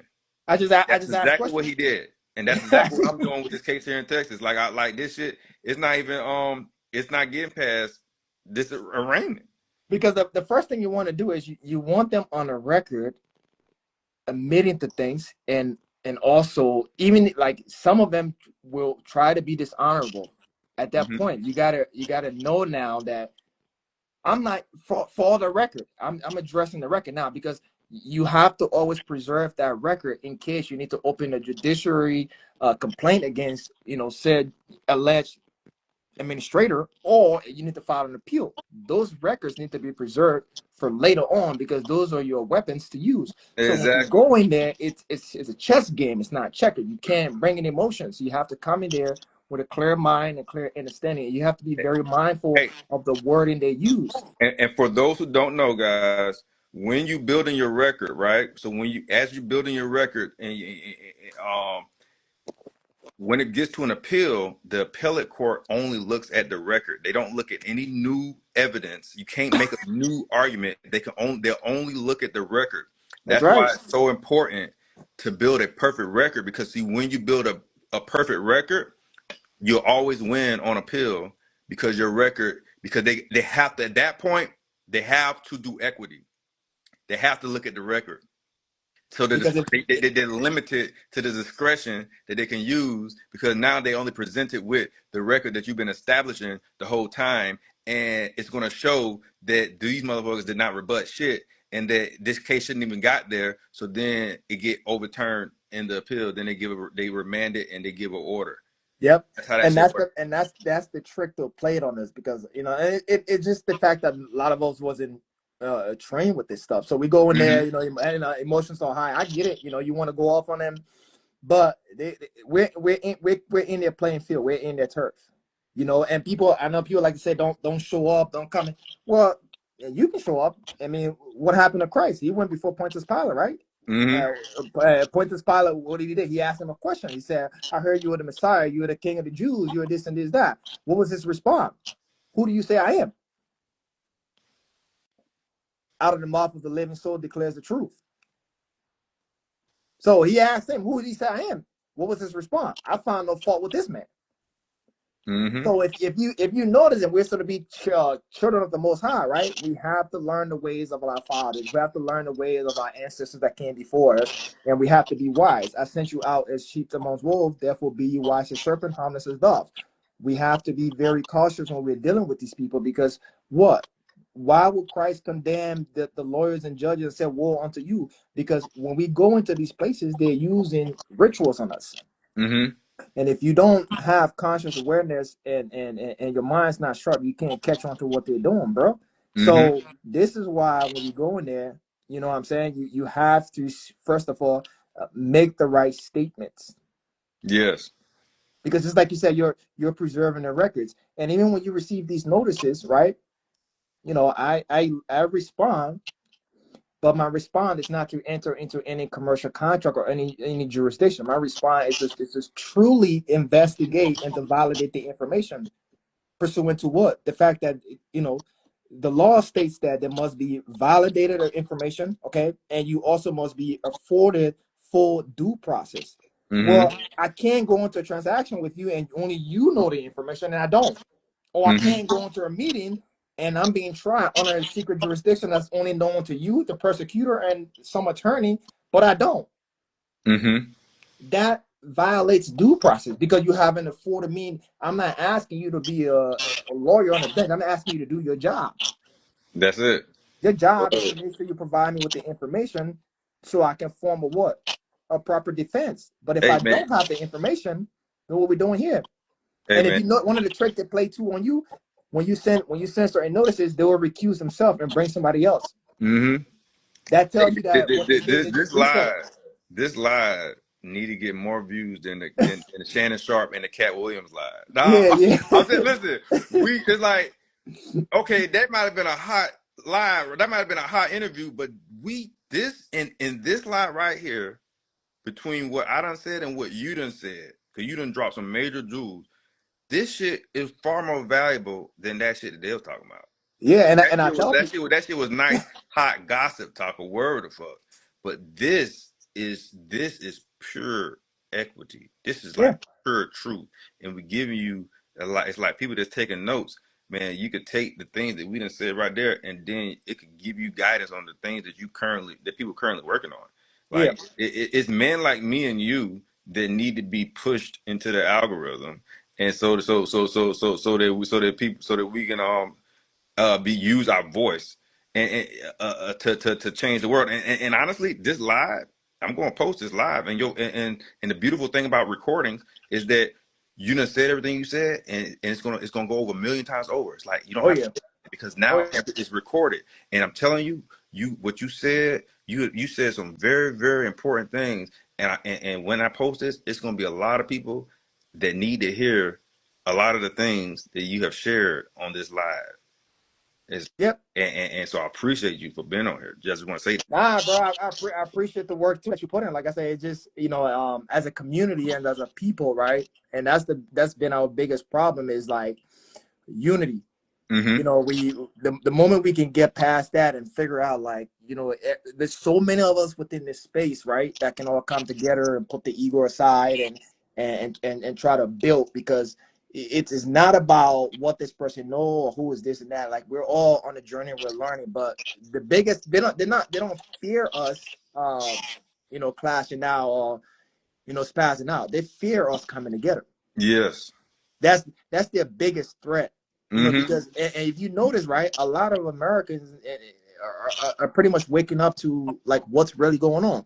So yeah, think about the wave that's gonna come the moment a lot of people wake up to this information, yep, um, and get to find out what's really going on in its core.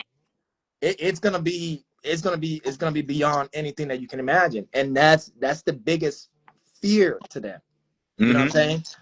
It's not like I've literally had cases where, like I said, I sent in abatement court warranto, and the judge that was on the case, right, didn't even respond back to my notice. He or she just recused himself, mm, and because I know already, I'm like, oh man, they just reset jurisdiction. That's literally what. So what they do is they recuse themselves and they pass it on to somebody else. That they just reset jurisdiction. mm, So when you come in, you gotta no. I'm not here to even talk about the allegation. I'm here to address the notice because I Yeah, sent you a notice. exactly. Let's address that notice first. Yeah, because the notice on the docket, no matter what judge sitting there, that docket, that case, the notice on So that case, so number, shit. they try to, bro, I'm telling you, I'm saying they so slick with it. They try to play you as if you're not gonna catch on because you're thinking like, oh, what is the wrong person? I'm like, just because you don't respond to my notice doesn't mean you didn't get it. Exactly. So let's address the record first. So even when you're dealing with even the Internal Revenue Service, this is why I tell people I don't Hmm. just I don't just send notice back to the PO box. No, I contact Your voice got a little lower. What happened? No, can you hear me now? Okay, yeah, okay, yeah. Yeah, I contact the tax inspector general office. When I sent notices, I CC every single one of them. I CC the commissioner. I put everyone on notice because I want them to know exactly what's being done. Because at Hmm. the end of the day, if I need to subpoena anybody, right, I need to subpoena the people who are held liable, That part. not just the agents, but I need to. You think the tax commissioner wants to take his day off and come ask a question before a jury for me?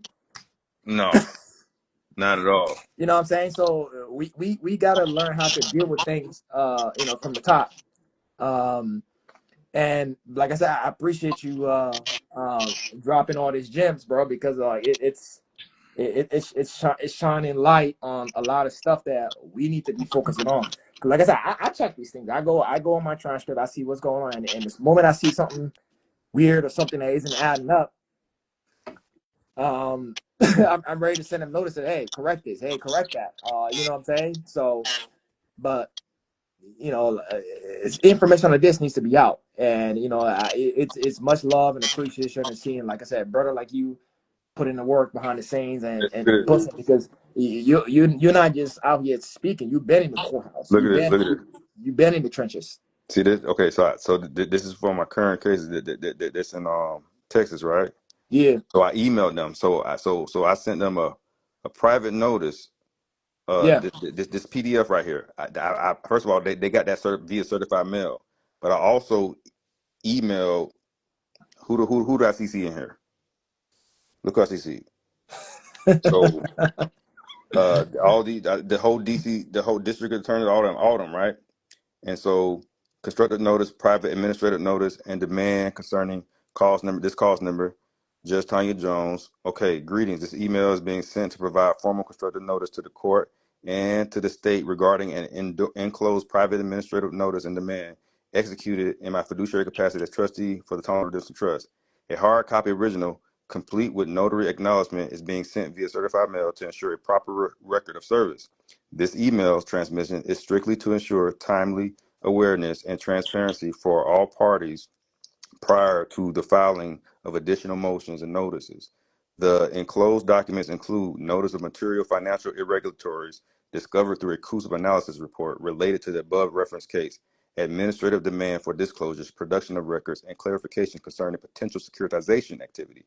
Yep. Notice regarding federal reporting requirements, including IRS Form 211 whistleblower provisions, should the requested disclosures not be provided.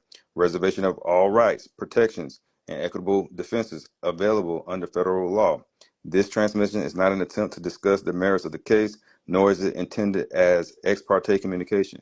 The sole purpose is to ensure the court and prosecution are promptly notified of the attached notice and of the certified mail transmissions that will follow. Thank you for your attention.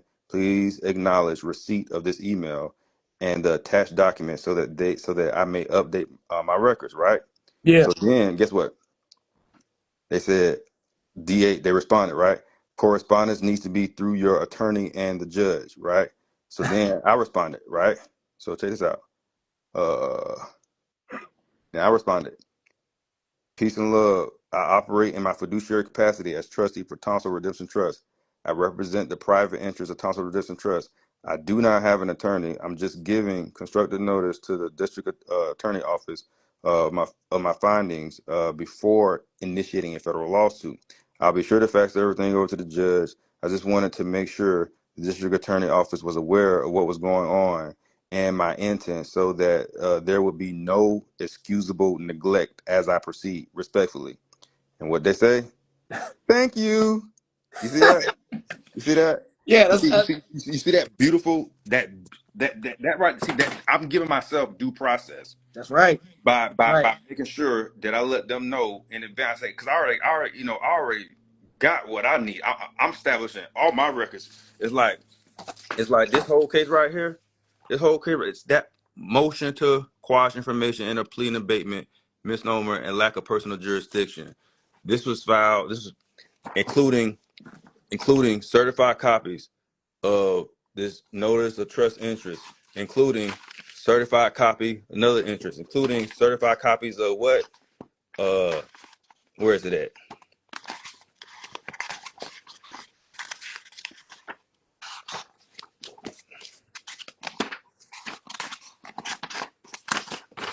Because you really do have to Including give. certified copies, private warranty deed, divine covenant, certified copy of everything. And so it's like with affidavits and everything, like everything. I got a perfect record, breaking down and showing everything, what everything is. Nothing was done in the dark. Everything done in the light.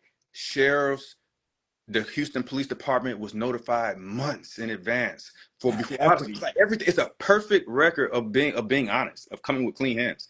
That's right. No, and so it's like it was a civil matter the whole time. Yeah. Even the cops that, cause when I had got arrested, one of the cops was like, "Damn, man," he was like, "Man, this is really a civil matter." It was like one cop. It's like you have it with one cop, agent dude out to get me. He just kind of want me to, go. But and everybody else was like, "Damn," they scratching their head, this and that, because they That's know it's a that's how civil you know they matter. messed up. It's just that the agent dude had it out for me, but I didn't. It didn't matter. I'm like, you know what? Whatever. I'm gonna go. This gonna be real quick. But the whole point is, um, it was a civil matter from the beginning, and it's still a Yeah. civil matter. And then, but now I'm just about to collect. It's like I'm gonna hit it with my fee schedule and everything. Just about to have to pay me. But the point is, it's like you got to communicate with these people. Everybody got to learn how to conduct themselves Right. in a respectful manner. Where when they see how you come, they have nothing. They can do nothing but respect your position and respect your authority. Because they say, man," because they got order and they That's don't want fact. to deal with nobody. They got order because they don't have no order like that. They all out of order. They everywhere. Most of them is on drugs, motherfucking doing cocaine and shit. That's what a lot of people do that's in the goddamn government. Put this politics and all that kind of stuff, this judge, all that. You know what I'm saying? They ain't living a clean life like that. And so Nah, when you come with authority, it strikes fear in their heart because it's like ain't nobody they ain't trying to go to jail. And that same system that they trying to put people in, they ain't trying to go there. yep. And so and my thing is, that's 18 USC 1581. That's peonage, and so it's like that's a big problem because at the end of the day, that let me see. It's coming. There we go. And then when it comes to all of those accounting matters, there's actually a law that states in reference to the servicers, right? How they're supposed to present to you all financial records for inspection and validation, especially when it comes to any alleged consumer credit transactions. Even accounting matters, you can request the entire dockets of all accounting matters, and it's oh, I see you, boy. I see you. Mhm. I see you. Yeah, And that's what it's they got.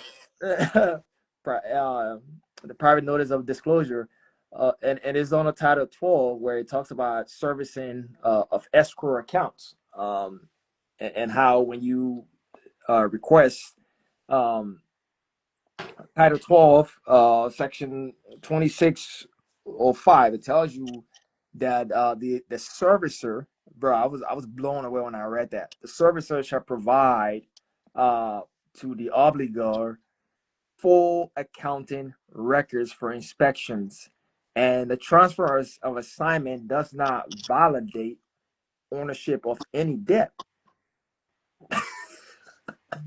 All that pay to the order of without recourse. So what does that tell me? Like, a statement does not validate that you own the debt or you actually provided me consideration. Exactly. I need some form. This is what they say, right? Truth is only expressed in the form of an affidavit. I need some form of evidence. Mm-hmm. Bro, I literally had a third party debt collector, right? Yeah. Went and bought an alleged debt from a few years back. They didn't even hit me up to question or to try to validate, and went and put it in my report. Bro, I can even show it to you. Because I first thing I did was I did my affidavit, submitted it directly through the CFPB. I actually pick up the phone and I call him. I called him. I said, I need to speak to the responsible party that's responsible for making decisions on behalf of this corporation and that can also accept liability. I had the CEO come on the phone and he tried to argue with me and act tough. And I said, I'm gonna remind you right now that this call is being recorded and it will be played in front of a jury. I said, you got 24 hours to send. I already filed a complaint through the CFPB. I was like, you got 24 hours to send me these documents, right? Or I'm going to sue you the next day for violating my rights. And he tried to argue, boom, boom, boom, boom. Guess what? I hung up the phone. The next day I went to check. I had a notification say it's deleted. So you know what I'm going to do? I'm going to screenshot my complaint. I'm also going to screenshot his correspondence because I'm going to teach him a lesson. Mm-hmm. And then I'm gonna take that correspondence, because within his correspondence he said that we're authorized on behalf of the creditor to collect. Yeah. So you know what I'm about to do in court? I'm about to demand that he produce the proof of assignment and the authority to collect. Mm-hmm. And if he can't produce, and I'm gonna demand a jury trial, because if you cannot produce that document, then you got to pay me the settlement amount. Mm-hmm. So what they can do to us, we can do it to them too. And it's not because I'm trying to be evil, but it's so that he doesn't do this to somebody else who's gonna know how. You gotta teach that motherfucker. Yeah, like, so you don't do it to other people who don't know how to defend themselves. Because if it really was valid, you would have never deleted it from the report. That part. Hey, y'all know this live gonna be saved, y'all. Y'all. You don't. He just gave you the answer to addressing everything on your credit report. In truth, Yeah.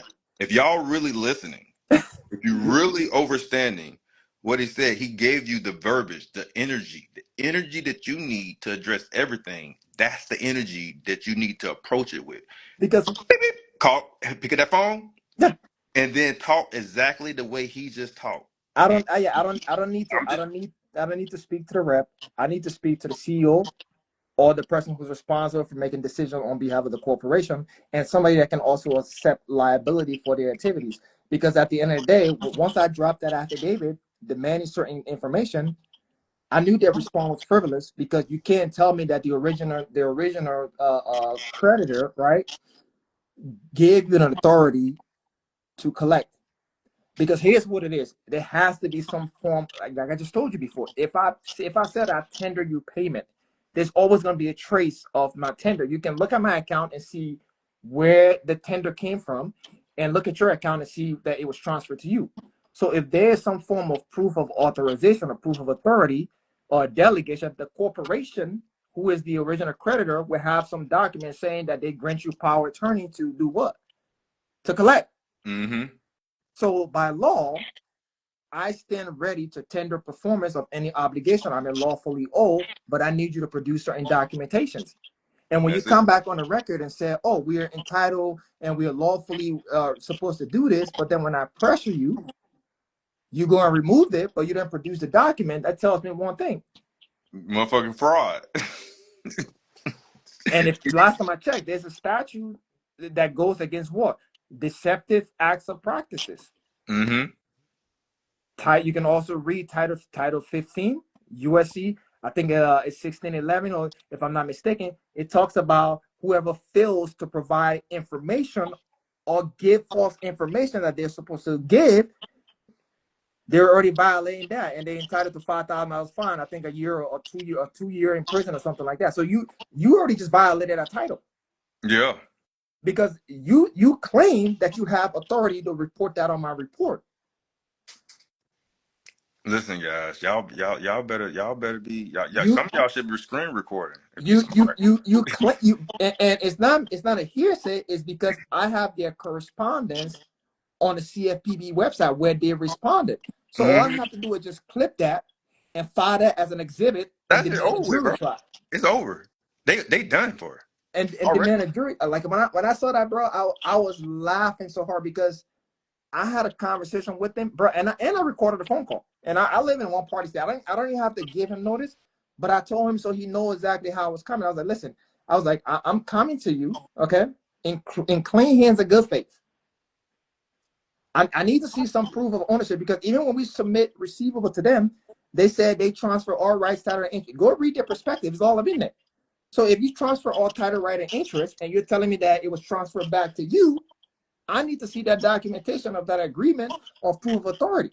If I don't see it, that means you're operating in bad faith. Mm. And anything commercial demands what? Transparency. Mm-hmm.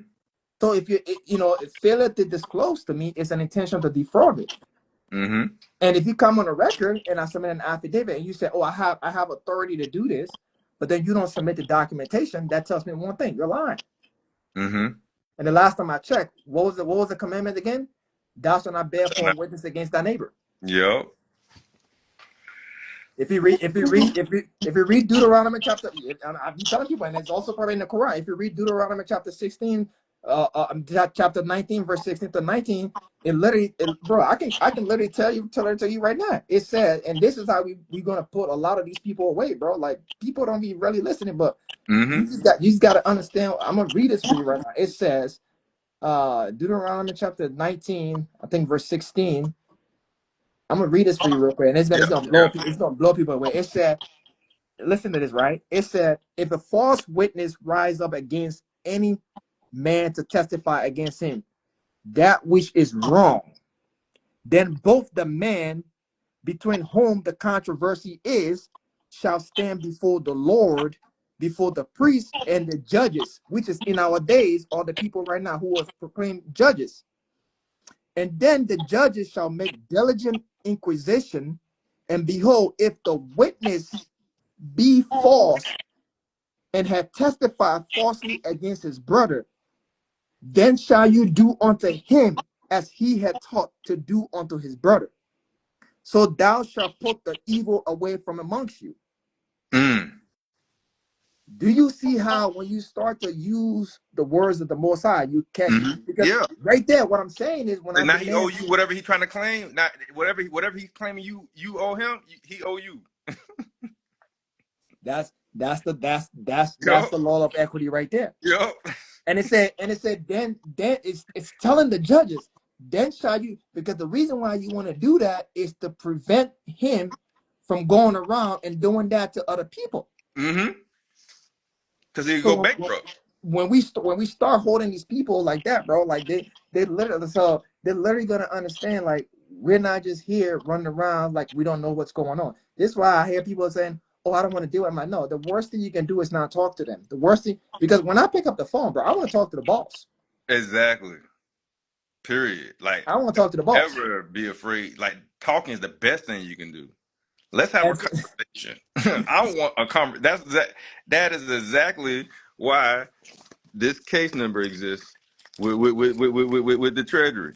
yep, yep. Exactly why this case number exists. When I Where when I seen your father, I was like, yo, I was like, hey, the bro wants some answers. He ain't playing games. Oh yeah. Because I don't like to waste my time. I've been doing law for a while, and I don't want them thinking that I'm just somebody that's learned off of YouTube or some bullshit like that. Like it's not, and I learned things from a lot of stuff from YouTube. But what I'm saying is I don't want them thinking that I ain't studied and that I haven't utilized this knowledge and that I don't know how to use the court system. That's They right. know that I'm fully equipped to utilize whatever avenues I need to utilize in Yep. order to get done whatever I'm trying to get done.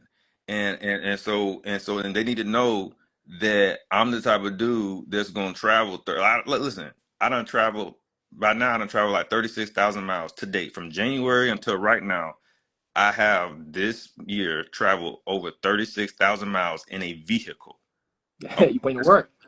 36,000 miles I done put on the road. And I done been multiple republics and have been to the District of Columbia, dropping all this stuff and talking about 12 USC 411, serving humanity coin, and letting all of them know what I'm doing. I'm like, there's no secret about me creating the currency. There's no secret about me not wanting, not liking what the Federal Reserve Bank is doing. There's no secret about anything, about my ideas and about what I am presenting to the nation as as a solution to our issue, because right now the scale is unbalanced Right. because we're working off of one ledger, so we should have another ledger. And so now we have now we can come to the table with power without and units of measurement, lawful units of measurement Yeah. that's measured in the new world economy, because the economy is transitioning into we want that units of measurements that can be verified by anyone on the planet, and And that's the there's biggest a lot constraint. of accounting errors. Hmm. But I think also the biggest that's what I'm telling you. I tell people like because for years straight, bro. Like I used to get on the phone and I would talk to the rep. When I tell you, bro, these reps, a lot of them are just like on the surface level. They don't know what you're talking about, and I would spend myself in circles going back and forth until I really started to go in and read their internal records. I'm like, these reps don't know what I'm talking about. So I started to contact the people exactly who knows what I'm speaking about, who I can get certain answers and triggers from. Hmm. So I just started reaching out to them and sending notices to them. And one of the biggest reasons why they would try to fight you tooth and nail is because there are certain errors and accounting errors that have been made. And because they would like to keep operating and benefiting off of your securities, they would try Hmm. to fight you tooth and nail. But when you know how to assert yourself and Yep. to reach through the proper channels, you'll get answers because now you have eyes of regulators and also people who are looking at that. And when I speak to these people, I like to get names Yeah. because I can pull a red down to the courthouse and file a claim and then and demand the courts issue a subpoena. Why? Because I have people that I spoke to on the records. Hmm. So now I'm gonna have you come in court and testify on a penalty of perjury. Let's see if you're gonna come in and testify that, or you're gonna give me what I want. I love it. So like Ah, and that's is how y'all do it, man. That's how y'all do that. yeah. Listen, y'all, listen. He's speaking the language that I speak, guys. Me and him speaking the same language. And so that's why God made sure that he saw me while I was on live. Me and him been cool, kicking it for a whole year. So God allowed him to see my live. I had no idea that he was gonna come on. Yep. Yep, And and I don't even be on here like that, bro. But for some exactly, reason, I seen it pop on, and I'm like, I'm yeah. listening here. I was working, and I'm listening to what you're Like the saying. I'm last like, live you was on was probably one last year or something. yeah, and I'm like, Yeah, man, bro, the, it's the been a bro. minute. I'm And like, so and the bro so is dropping it's gems. The bro is it's dropping like it's gems. like y'all it's like if you this live is gonna be saved and y'all can look at it as like a this live is like a free masterclass. If y'all don't realize this, what we discussed in this live, motherfuckers charge for just for their class. We just give This him. this We just live is their class. yeah. We literally just give him how to deal with anyone that Exactly. we post. Like this Just live is a master class yeah, that people charge for because they don't. They will. Hey, I don't want to talk about that. They don't want to talk about that in the public and blah blah blah blah blah blah blah. All that bullshit. yep, yep. So we literally just dropped a lot of information. So I think the biggest thing is fear, and when you really understand, I think this is why they said that the devil rules through fear. Mm-hmm. I'm saying, because a lot of people are fearful and they think something's going to happen to them. But when you go into places with clean hands, and you just try to figure out what's going on, ask for the records and documentation, and you come in honor and good faith, what happens is that you have to understand how this works, because you can only go to court even if you read the federal complaint sheet. The only time you can come to court unless there's a controversy. So you want to remove the controversy and shift the burden of proof back to them. Yep. You want to remove the controversy. So, and you want to ask them for specific things that you know that they cannot provide, because the law said what? There has to be full disclosure. So I can't blindly tender performance of something I have no idea about. We live in a world. Do you see how advanced technology is? Anyone can fabricate anything. Oh yeah, that 100%. If we're going by how advanced we become, we have AI now. Anybody can create anything. Like, for all Mm-hmm. I know, you can be sending me a false ledger that you just created out of nowhere. Mm-hmm. But you expect me to tender performance? That's not verified on a penalty of perjury. You're not showing me for accounting. Mm-hmm. So how do I know? I can tender performance today, and you can come back next week and be like, "Oh yeah, we did an error." Oh no, that's true. That's true. So, but I'm not demanding anything that's out of what the law said. The law said I am entitled to full disclosure, and until you Mm-hmm. can provide me with full disclosure, I'm gonna have doubt that this exists.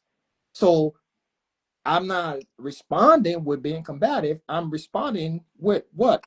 In honor. I Mm-hmm. stand ready to perform and tender performance, Yeah. I'm based upon the 100%. fact that you can provide me with these. So you see how I shift the burden, because now my notice is going to be, okay, this is going to be filed on the record. Your Honor, I sent this notice to them, and they failed to meet the requirement. And if I go to court, judge gonna be like, yeah, you did send a tender performance. Sir, why didn't you provide that information? See, the burden is now shift on that, because you cannot tell me that something exists, but you can't show me it exists. Mm-hmm. That's not due process. Yep. I Because love if I'm afforded equal protection under the law simply protects me as well as it protects you. it. Mm-hmm. He who seeks equity must do equity, right? Yep. So what is the equitable claim to show me that this actually exists? I can't just take your word at face value for it. If that's the case, I can just go up to the courthouse and say, Your Honor, he owed me $600,000 and you should have paid me, right? Mm-hmm. You know what I'm saying? You see Yep. how that works? Mm-hmm.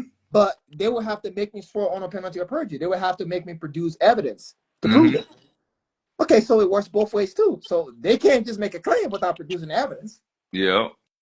Equal protection under the law. Yep. I love it. So I so love it. when we dealing with these things, that even with the presentments from the IRS and things like that, when you read the taxpayer bill of right, it literally tell you that you have the right to be heard. You have the right. But I was reading that stuff. I was just laughing. I'm like, if a lot of people know about this, you can literally be hitting the IRS with fee schedules Mm-hmm. because you're violating your own laws. Because how did you go through a determination, okay, without first providing me with the information, and secondly, that diffuses the separation of power doctrine, because again, you cannot be the victim, the persecutor, and the judge. When they make the determination for the levy, they're making the determination of the levy from somebody that works from the IRS. Mm-hmm. That determination has to be made from a third party that has to Mm-hmm. review the records with evidence. But Yep. you didn't even provide the evidence to the quote unquote alleged taxpayers. Mm-hmm. So they'll be like, oh yeah, based on our review and determine based on what review? What is the records? But they're banking that. Based on the Black Rock's review, based on the Federal Reserve Bank, based on my instruction, we gonna knock down if you don't give us our that they try to be thugs and mafia. Yeah, That's all we they we try to we do. we we've made a determination, and Yeah. I'm just like who's we? I need names. I need and a lot of time that'll literally stops them in the track, and I, then it will like Listen, you ain't said nothing wrong. You ain't said nothing wrong. Because the divine law said, "Ask and you shall receive." Mm-hmm. And if we go by the law of equity, I'm telling you, you have to produce.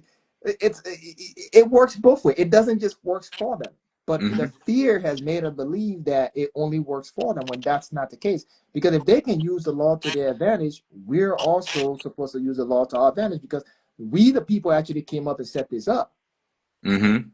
So it's not just supposed to benefit them, it's supposed to benefit us as well. Well, if Exactly. I'm afforded due process and you already violate due process, anything else beyond that is void. Mm-hmm. Yep. It's void. Because the levy, and if we read even the Constitution, it said nobody can be found guilty unless what presentment of a grand jury indictment. So what documentation did you present? Yeah, start leaning people at stake. See, so all of that is violation of constitutional right, and the Oh people yeah. and the minimum for damages is the FDIC amount, which is 250K per damage. That's the minimum. Mm-hmm. That's the minimum. It's all based on your fee schedule, what you think, but the minimum for that, like Fourth Amendment, Fifth Amendment, Sixth Amendment, 14th Amendment, like people gotta start filing fee schedules on the record and then serving these people because then they know you're not playing. Oh yeah. Listen, man, I'm about to be filing my own fee schedule on Monday. Because all you gotta do is just served it to them. It's on the record. It's been recorded in the courts, and then give them an opportunity to cure. And then if they don't, you literally take that copy of that notice you sent to them, and along with your fee schedule and your certified mail return receipt number, go to any court and file for a declaratory judgment. Mm-hmm. Because you're giving them the opportunity to produce certain thing or correct the record. Because they do this. If they send me a presentment from court and they say, well, you got certain days to respond, and if I don't respond, I ignore it. Usually the clerk will issue a default judgment against me, right? Mm-hmm. Well, again, I'm telling you, equal protection under the law. You got the same protection. Yep. So we got to start doing to them what they do to us. That's all. And people just too lazy to do it. That's the people problem. People problem is they y'all don't want to do this shit right. Y'all don't want to do this. Y'all like, oh my gosh, It look at all requires work. that. Yeah. I don't wanna I don't feel like reading or doing this. And man, can't you just do it for me? Can't somebody no, actually, even if I do it for you, you are still doing yourself a disservice because you're not growing. You're going to find yourself in the same paradigm, Yep. facing the same problems until you yourself address it from within Yep. and use Yep. your own hand to put out your own fires. Then and only then will you graduate and go to a new paradigm where you then have to overcome new obstacles, because we always are outgrowing paradigms and growing into new paradigms where there's new obstacles. Life never stops giving you obstacles. You only just grow and then you handle your obstacles different, like with patience and steadfastness and perseverance, and you handle it with wisdom. So it's like the key to growth is like when you properly growing, you welcome the obstacle and and everything that come at you because you say, oh yeah, I'm familiar with this, I already know how this about to go, okay. And it's like, so that's like the secret to life. And Yeah. so don't try not to, if you are capable and able and you're able-bodied, if you can do it yourself, then you need to sacrifice and do it yourself so that you can get out of that paradigm and go into a new one. You'll enjoy life more. You'll be more satisfied, and things just going. I'm telling you, it's gonna go your way. But like Yep. that, I'm just letting y'all know that Yep. that's how it goes. That those Yep. those those are universal laws. Those are principles that we all subject to, regardless of our faith. Everyone's subjected to that. Yep. And we have to be tried to the fire to withstand because Mm-hmm. a lot of people want to get into the kingdom, but you can't get in the kingdom without being tried first. Mm-hmm. You know what I'm saying? It's like you want access to your estate, you want access to thing, but if you can't prove that you're competent enough to handle it, you can't be able to get it. Yep. Because the biggest thing is, like I say, it's not understanding. And we should be applying ourselves to learn this information, to study them. And this is why lawyer practice law. You're the subject. They're practicing it on you, and they're just trying to figure out if you're competent enough to catch on to what's being done and what's being said, because you have to understand wording and what they're using in the documentation, if that applies to you or not. If someone comes to me and say, hey, you didn't file your taxes for France, my correspondence is going to be, hey, that doesn't apply to me. I'm not going to argue the tax matter. I'm just going to say, hey, it doesn't apply to me. Period. If I argue the tax matter, that means I'm arguing, like, I'm engaging some form of tax matter. I'm just gonna say it doesn't apply to me, and then it's up to them to decide and prove to me that it applies to me. You see what I'm saying? So, like, you always have to understand from a perspective of knowing who you are.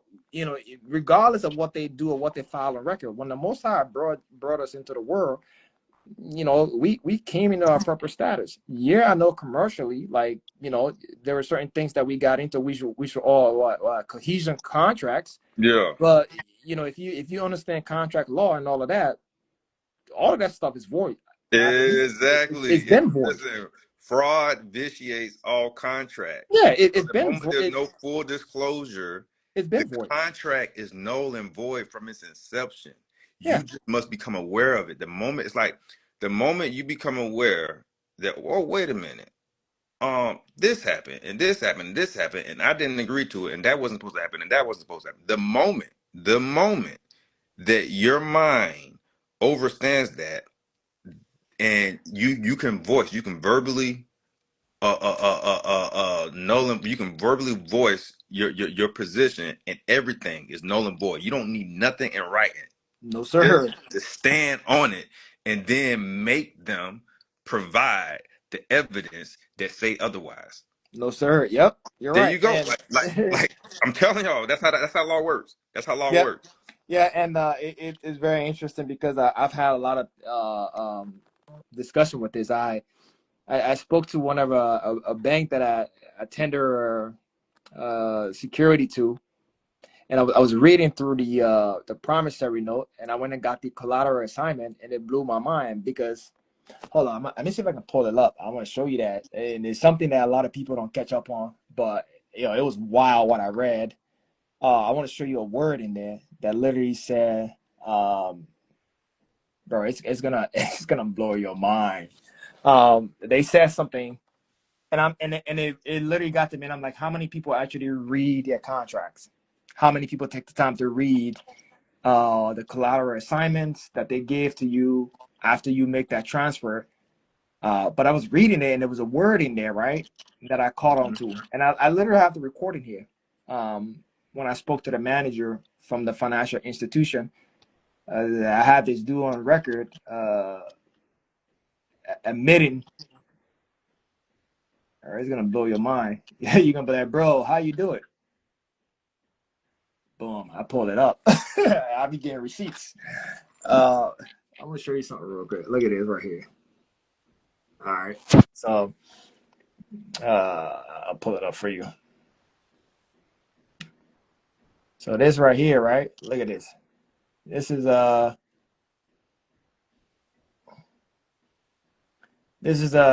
collateral between a financial institution, right? They're called.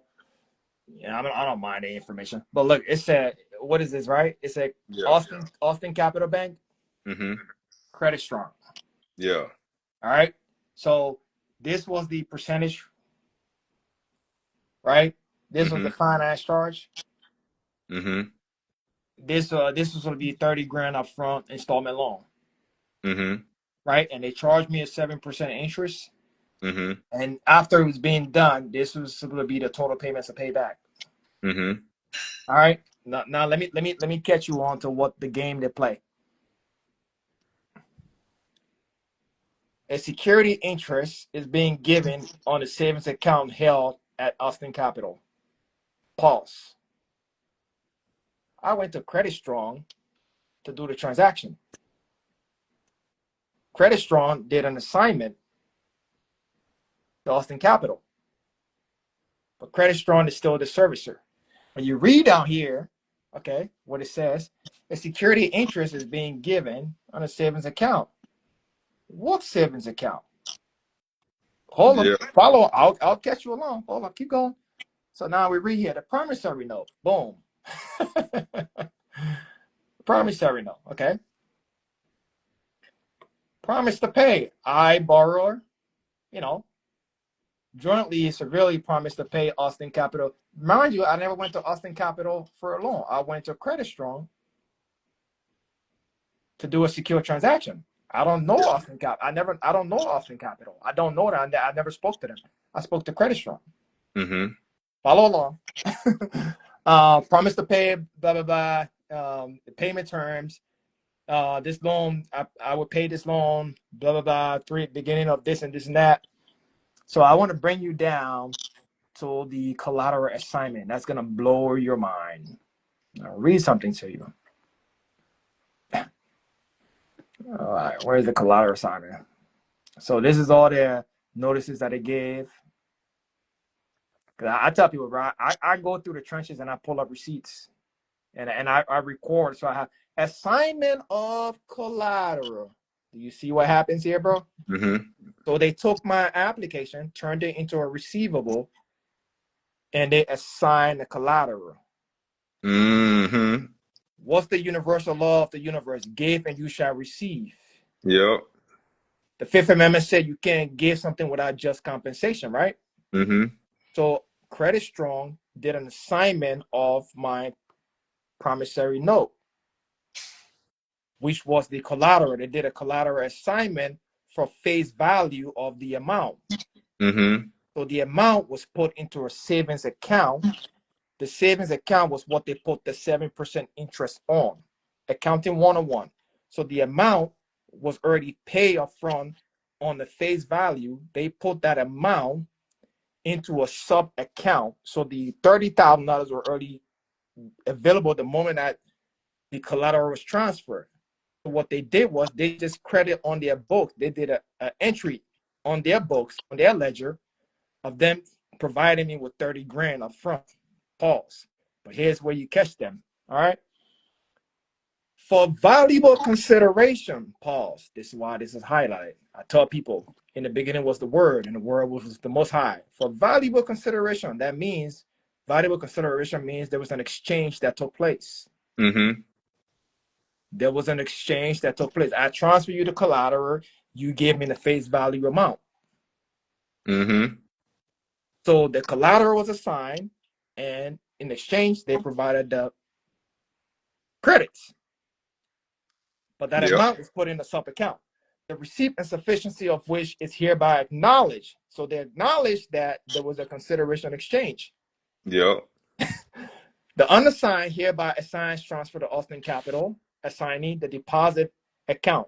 Remember this word, the undersigned hereby assigns and transfer. The unassigned hereby transfer. The deposit account held by the unassigned with Austin Capital Bank, at which the deposit account is maintained, bearing account number, this number right here, as a general and accounting collateral security for payments. You got to catch this, bro. For payment of all. Did they say some? Did they say half? Did they say quarterly? Did they say every month? It said for all existing. Existing meaning now and future indebtedness. You gotta catch it, my bro.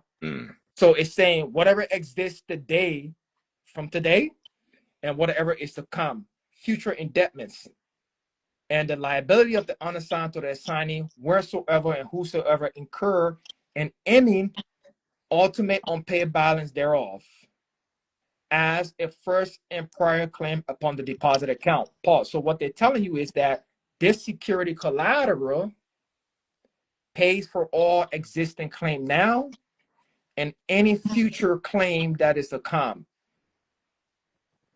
So when you catch that, how can you send me a monthly statement Mm-hmm. when the collateral assignment said it takes care of all future indebtedness? Yep. Now Man, I love it. I'm I about to show you love what it, it. I I'm about to love show you where they trick people. I Listen to love this it. right here. Hey man, y'all, you listen. I know the viewers. The viewers, oh my gosh, y'all that's watching this live, I know y'all in heaven right now. Let's look at where to catch it. Look at this. Look at this. This is where to catch people. I want you to read this, bro. If you read these agreement, bro, you can find all the BS. It said Mm-hmm. the unassigned shall from time to time forthwith on request furnish to the assignee in writing all information requesting relating to the deposit account.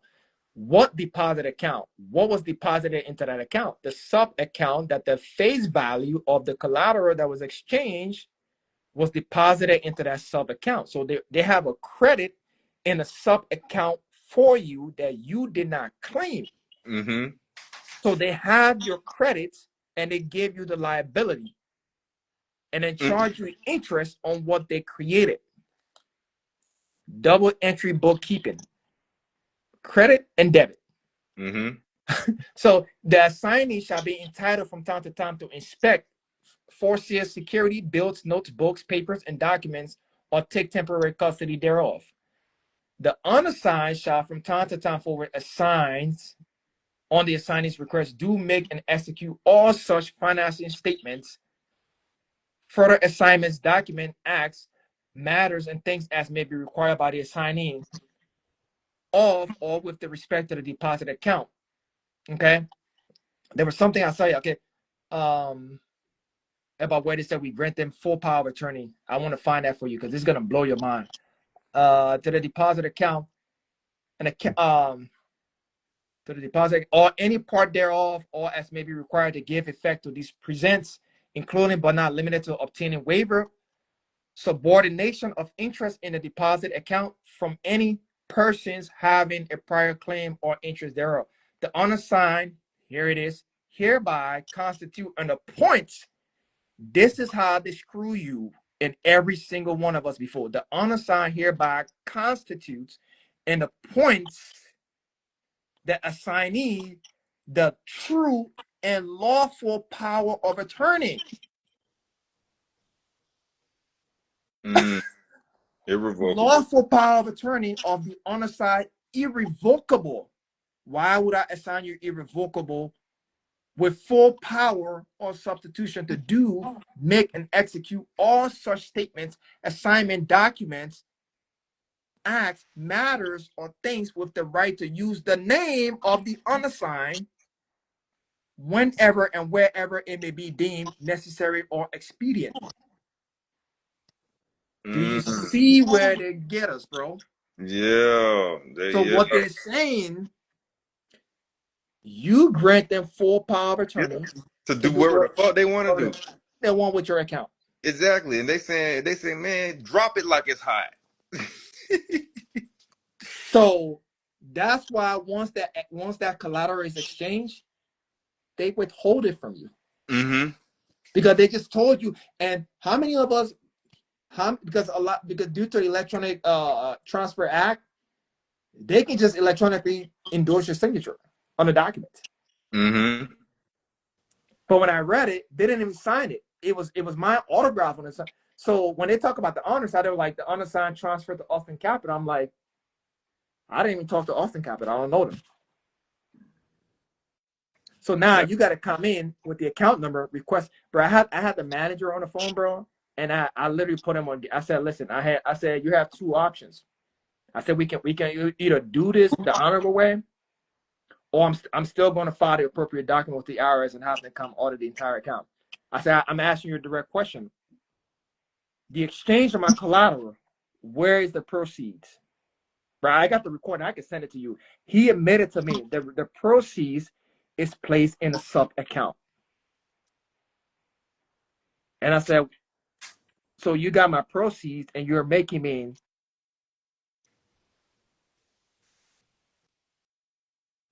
tender you back when you got credit sitting for me. You can just use the credit to offset the obligation. And he said, you're absolutely right. Do you want me to use that to figure it out right now? On God, bro. This was the manager. Because he knew I literally pull up the collateral and the promissory note, and I read it to him, and he knew that I understood accounting because I was literally explaining to him, and he couldn't even lie to me. He literally just came clean. He was like, yeah.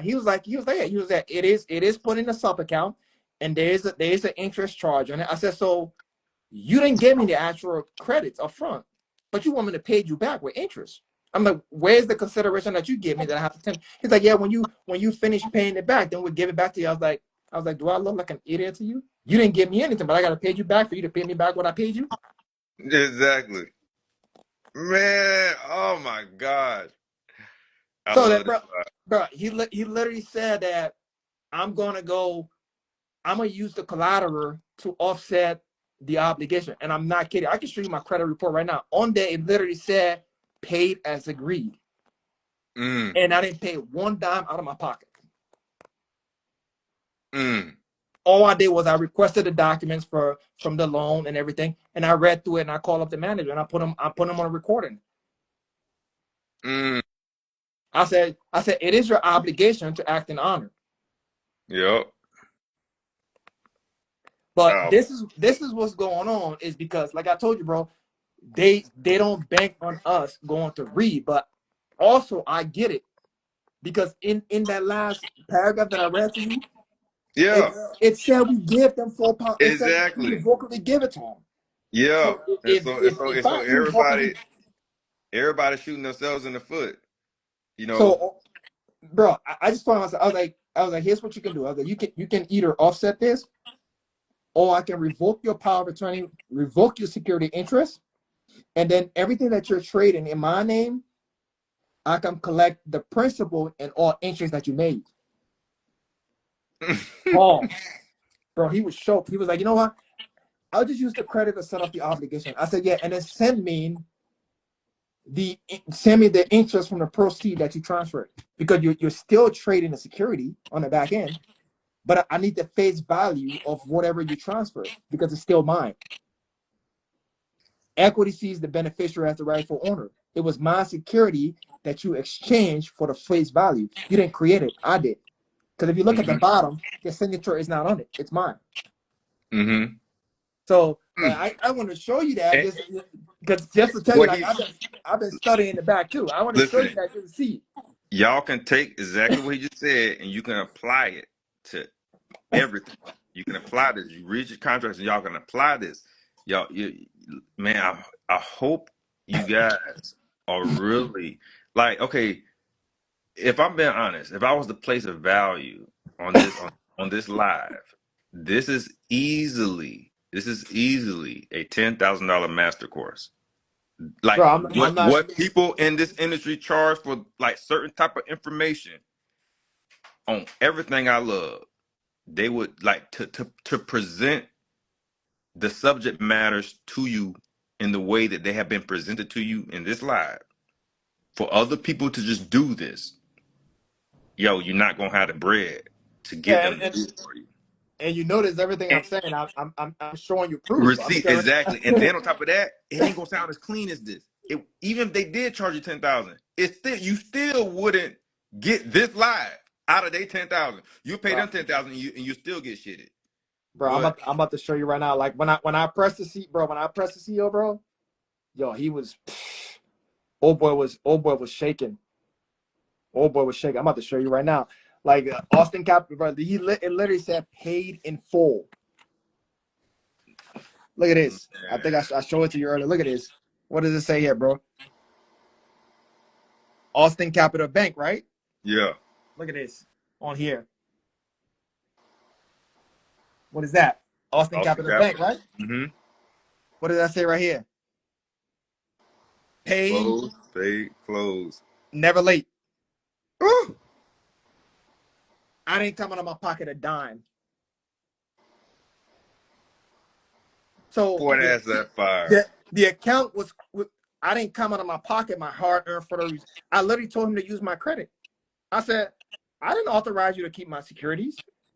And the fact, bro, I started to hit him with truth and lending regulations. And the fact that I wasn't giving Yeah, clear and conspicuous disclosure, now we got a problem here. yeah, I'm gonna repost it. I was like, now we got a problem here. So should I start adding on like, federal crimes about you know, conspiring against me and securities fraud? Because so if I didn't have the ability and the capacity to read my contract and understand what's going on, you guys would have just duped me. Mm-hmm. Yep. Oh my God, I love it. Y'all, Bro, man, y'all really, I'm God favorite. Everyone that's been watching today, y'all been favorite. Cause I'm telling y'all, if y'all got problems after this live, it's because something wrong with you. bro, 30, bro, 30 grand, bro. 30 grand paid and closed in full.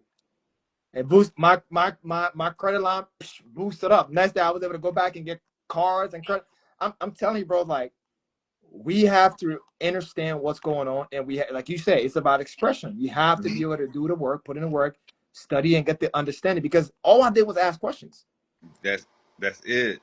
And if you're gonna lie to me, why I understand financial terms and accounting, then you're just about to perjure yourself. Because everything is on record. Because what I'm about to do, I'm about to bring you in court and just subpoena you.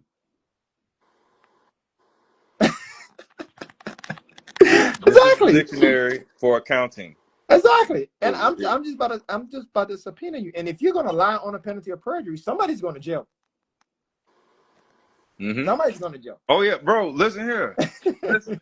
Somebody going to jail. You know, Somebody going to go to jail. yeah, Cause I'm telling you right now, when you're not afraid to speak up and you're not afraid to hold everyone accountable, like okay, when we get on the phone, it's not it's not your 3-letter agency that I'm talking to. I'm talking to you. I'm saying, oh hey, wait, hey, Robert.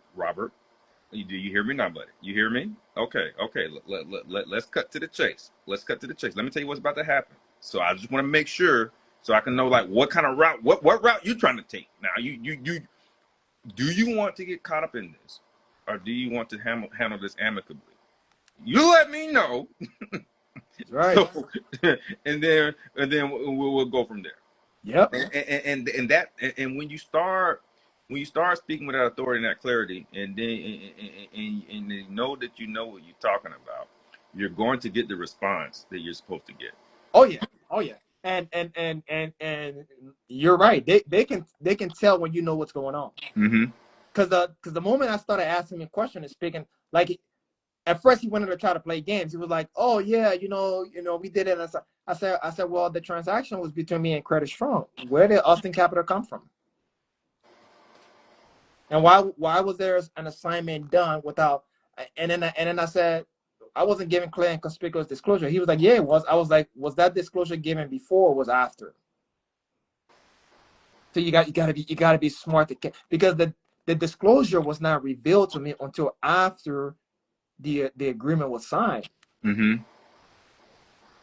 Because due to the Electronic Transfer Act, the moment you fill out a document electronically, it's automatically rerouted. Mm-hmm. It happened instantly. So that collateral is already signed. So it's already en route. Mm. So there's no way they can provide you the disclosure before. It has to be done after because you can only see the agreement and the promissory note after you sign the documents. Mm. This is why they want to do everything digital, because if we did this before this is filled out on paper, I'm gonna be like, hey, I'm gonna need that credit up front, bro. I don't need you to put it in an account. I need it up front. Yeah. So this is why we go digital, but you still got to be able to catch it.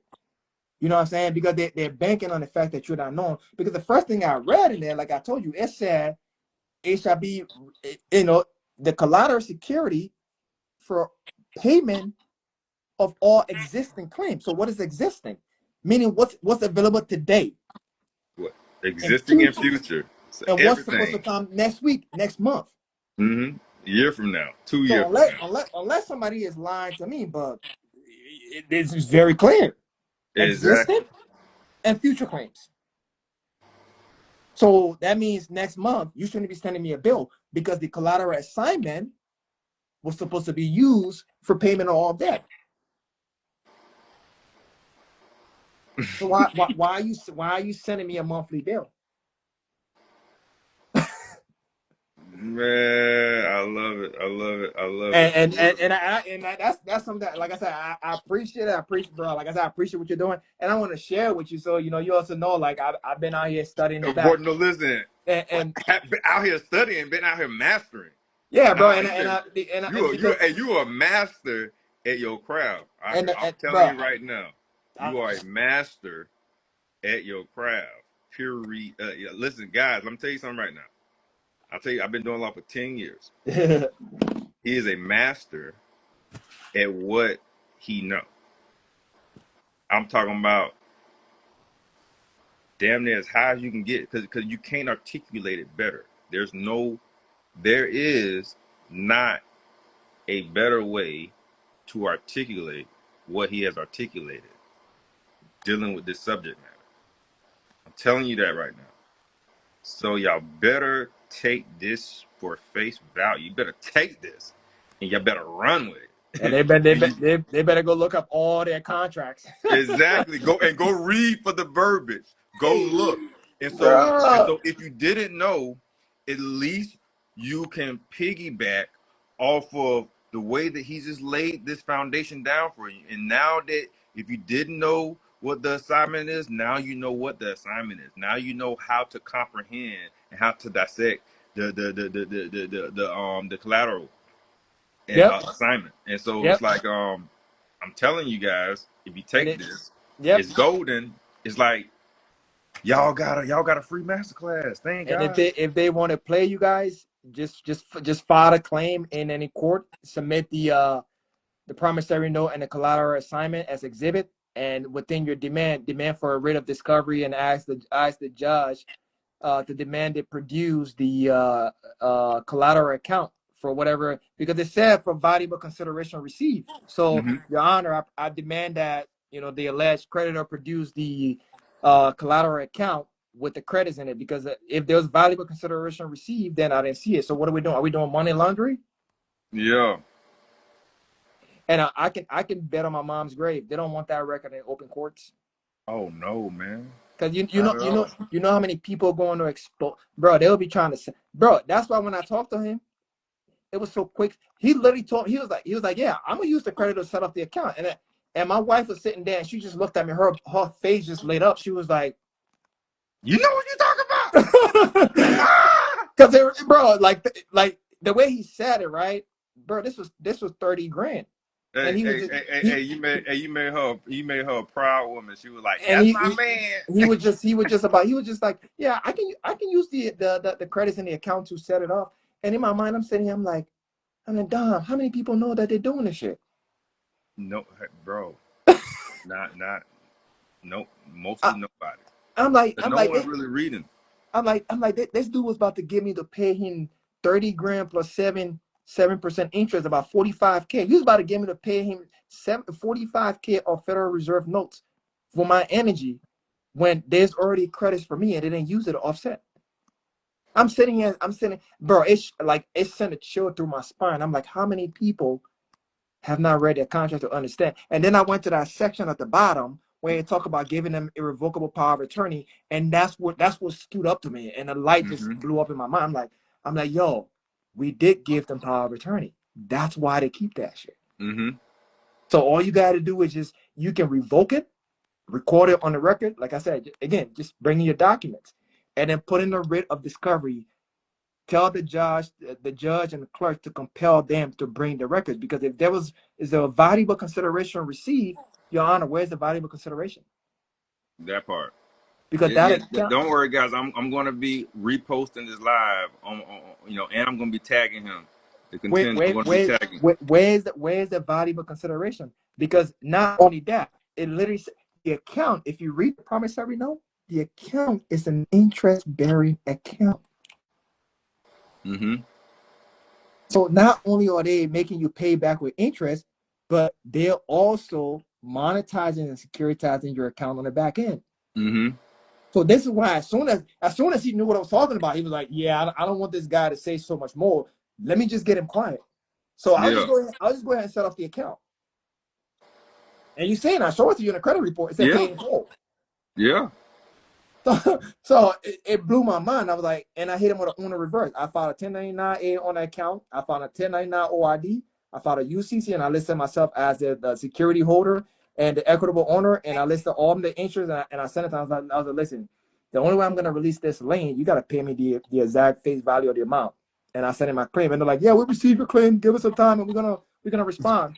Like, bro, they got time to respond. If they don't respond, I'm gonna lien all of them. Ooh, but that's that boss. So That's that boss move. yeah, it's just how we move because, and I wanted to share this because, like I said, it took me time to get here, bro, and Oh, to be did able it? I could tell, man. to, What you talking about? Do not come overnight. It's yeah, like it come with like, man, consistency and dedication, and it's yeah, like bro, you had to read, man, and then you had to have you had to really want this, yep, and you made sacrifice, like the sacrifice that you made to be able to speak in this manner to convey this to the people so that y'all guys can digest this. yep, You have to give him his flowers, and y'all gotta be appreciative, man. Y'all listen, y'all the contender. Hey, man, I'm gonna tag him, and y'all gonna follow him. I'm gonna yeah. That's tag what I'm him. saying, bro. It's a blessing because, like I said, people like you, and there's so many other people in this space too that doing the work. Like I said, you know, at a certain point, we've all came to a place where, because I could tell, like our spirit wasn't ease what was going on, and we knew there was something more beyond what we were being told. Mm-hmm. But it's just like some of us knew like we had to figure it out, and we had to like come to a conclusion to see like what's really being done. And all these times they're like, "Oh yeah, you don't know what you're talking about," but I'm like, "Oh no, like every word that I just told you, bro. I literally went and looked them up in accounting terms. Like when it literally said that the unassigned. Well, who's the unassigned? I can pull all the way down at the bottom of this contract and show you who the unassigned is. The unassigned is me. I'm the only one on the contract. So if I provided a value, equity sees the beneficiary as the owner. Mm-hmm. If I provide you equity, you should provide me equal consideration. The Fifth Amendment. No personal property shall be taken without just compensation. What was the just compensation? The face value of the collateral. What did you do with it? You put it in a sub account, and you didn't tell me about it. Ooh, that's sexy. I That's love not transparency. Do you want me to bring that up in court and expose you for it? Because I'll be sure. Do you want me to let the IRS know what's going on also? Because I can tell them. Because I'm sure you're reporting to them that you loan me the money, but did you tell them about this sub account that you have with the interest on it? Because I have the account number, I can report it to the IRS right now. So the thing about it, like when I was speaking accounting to him, he knew what I was talking about. So he was shocked. Because I'm like, bro, you didn't even report this account to the IRS. This is a sub account. And he paused. Oh man. So he paused, and then after that, I was like, so where's my collateral? He's like, it's in a sub account. I was like, all right, I'm instructing you to use the proceeds from my collateral that I gave you to offset the obligation. So he didn't argue, he didn't rebut. He's like, all right, we'll make it happen. And I was sending an email confirmation. Bro, within 24 hours, it was done. So tell me, if they had already given me something of value, why would he get it done so fast? Yeah. Hey, because you knew your stuff. That's you knew your stuff. Because the first thing I was about to do, I was about to contact the attorney general in his state. I was about to contact the Security Exchange Commission. Bro, I be telling you, I go to the bosses Mm-hmm. when I deal with this. Like I come to you in honor, and if you don't do what you're supposed to do, now I go to the bosses. Now let's get the regulators involved, and let's see what they're gonna do about your practice with the people that you're supposed to be serving, because there are public financial institutions. They have certain contracts with the government to deal in integrity. So if Mm-hmm. you're out here trying to give me a perceived notion that you're giving me something, but really what you're doing is running game on me, I just read you what it said in Deuteronomy, right? He who Yep. does what he's supposed to do to you, you should do to him Yep. equity, bro. Oh my God, it's beautiful. This is It's beautiful. equity. So, This is you know, beautiful. like I say, it's a blessing, man. Like, and I'm learning a lot from you too. So, like I said, just keep doing what you're Hey, doing, bro. And like I said, I just wanted to share that because I was also inspired by the things you're doing man, and just not letting up. But I tell that's people just because I'm not present and making noise, man. I'm here oh, putting fence to neck. that's music to my ears. Everything you just said is music to my ears. I, It's iron sharpening iron. yeah. Like it's like everything because you everything you were just saying. It reminded me back when I was in class with Gene Keating. I don't know if Yeah. you know Gene Keating, Yeah. I heard about him. but yeah. So he was my personal mentor. And so So, the one thing that he did and that we all had to do, his class was about reading. I'm talking about you reading the note. We're reading the 424B5 prospectus. We're reading the pulling the service agreement. We're just fucking reading, doing this boring shit. It was yep. boring as fuck, guys. Yep. And it's like, but the thing is, like, you have to do that. That's the part that you have to do. And it's like you going down through everything. Just it gave me that nostalgia. Yeah, it does. And, Yeah, it and, does. and I'm just like and it's like and now it's going to make me it's like some of the people, especially some of the people that I'm helping. Yep. It's going to make me read through that because it's like I'm going to read through some of their stuff more. Bro, It's like you got just to because I'm gonna cause see I want to tender because I want to. It's like it's like I'm doing a bait. It's like I was like, oh yeah, take this, take this, take this, take this. See, yep. I have a. That's the reason why I'm tendering because I want to. Ooh, I'm about to rub pull their ass, Yeah, bro. and I'm then telling you, it's but I want to also go through that contract and I tender and then I want to go. Oh, I want to go to the sub accounts. Oh, bro, I love bro, it. and it's I'm telling you, Oh, this is once gonna you be so catch it, fun.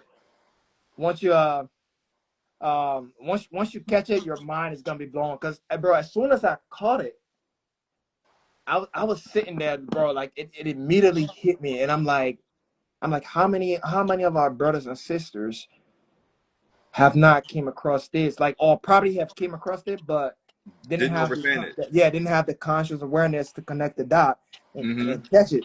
Because the first thing I did was that I went to read their indenture agreement and their 10K form, and at the bottom of it, right, every CFO or president that signed the document, there's a declaration out. There's a declaration at the bottom. It said that the financial records have been reviewed and it's in evidence. So in my mind, I'm like, I know that wasn't review because you can't review this and then you're out here not giving full transparency. Mm-hmm. So, because it's a contradiction because you didn't inform me that there was a transaction occurring when you was transferring my collateral. You also did not inform me that there was full valuable consideration received for the collateral. And you also did not inform me that you were putting that collateral into a sub account with interest being charged on it. So the truth in lending said that you had to be given full and conspicuous disclosure. So none of that was conspicuously disclosed to me. Mm-hmm. And if I go ahead and pull up the declaration from the CFO or the president assigned at the bottom and then bring that declaration as an exhibit and tell the judge, Your Honor, yeah, they say like, all of this was reviewed to be true and all information was given. Well, this is contradictory than what is being shown here. Because now I'm demanding to see the sub account. Mm. Man, that sub account, guys. That's what's gonna win the sub accounts. Y'all gotta remember that keyword, and remember that keyword. And it even tell you, it said there's a deposit account. So they had a sub account that they deposited your proceeds from selling your promissory note. The thing is, they just didn't tell you. So what they did was they kept the credits and then they debited their books entry, the liability side, they just enter numbers in there and gave you credits on the liability side, but they kept your true value. And then told you, hey, yeah, you're gonna have to pay me back Federal Reserve notes plus 7% interest. So you're gonna have to pay me 45 grand, and then we can fully release your credit to you. I'm sitting there scratching my head like, yeah, the math ain't mathing, bro. Like it ain't mathing. But this is what goes on every day on a daily basis. And I wanted to show you that credit report so you can see the name and like I wasn't just capping. Oh, bro. I'm glad. Listen, I already know you wasn't. First of all, I already know you wasn't capping, but I'm glad that everybody on this live got to see this because so that y'all know that the people that's in my circle, is people that you want in your circle. Put it that way.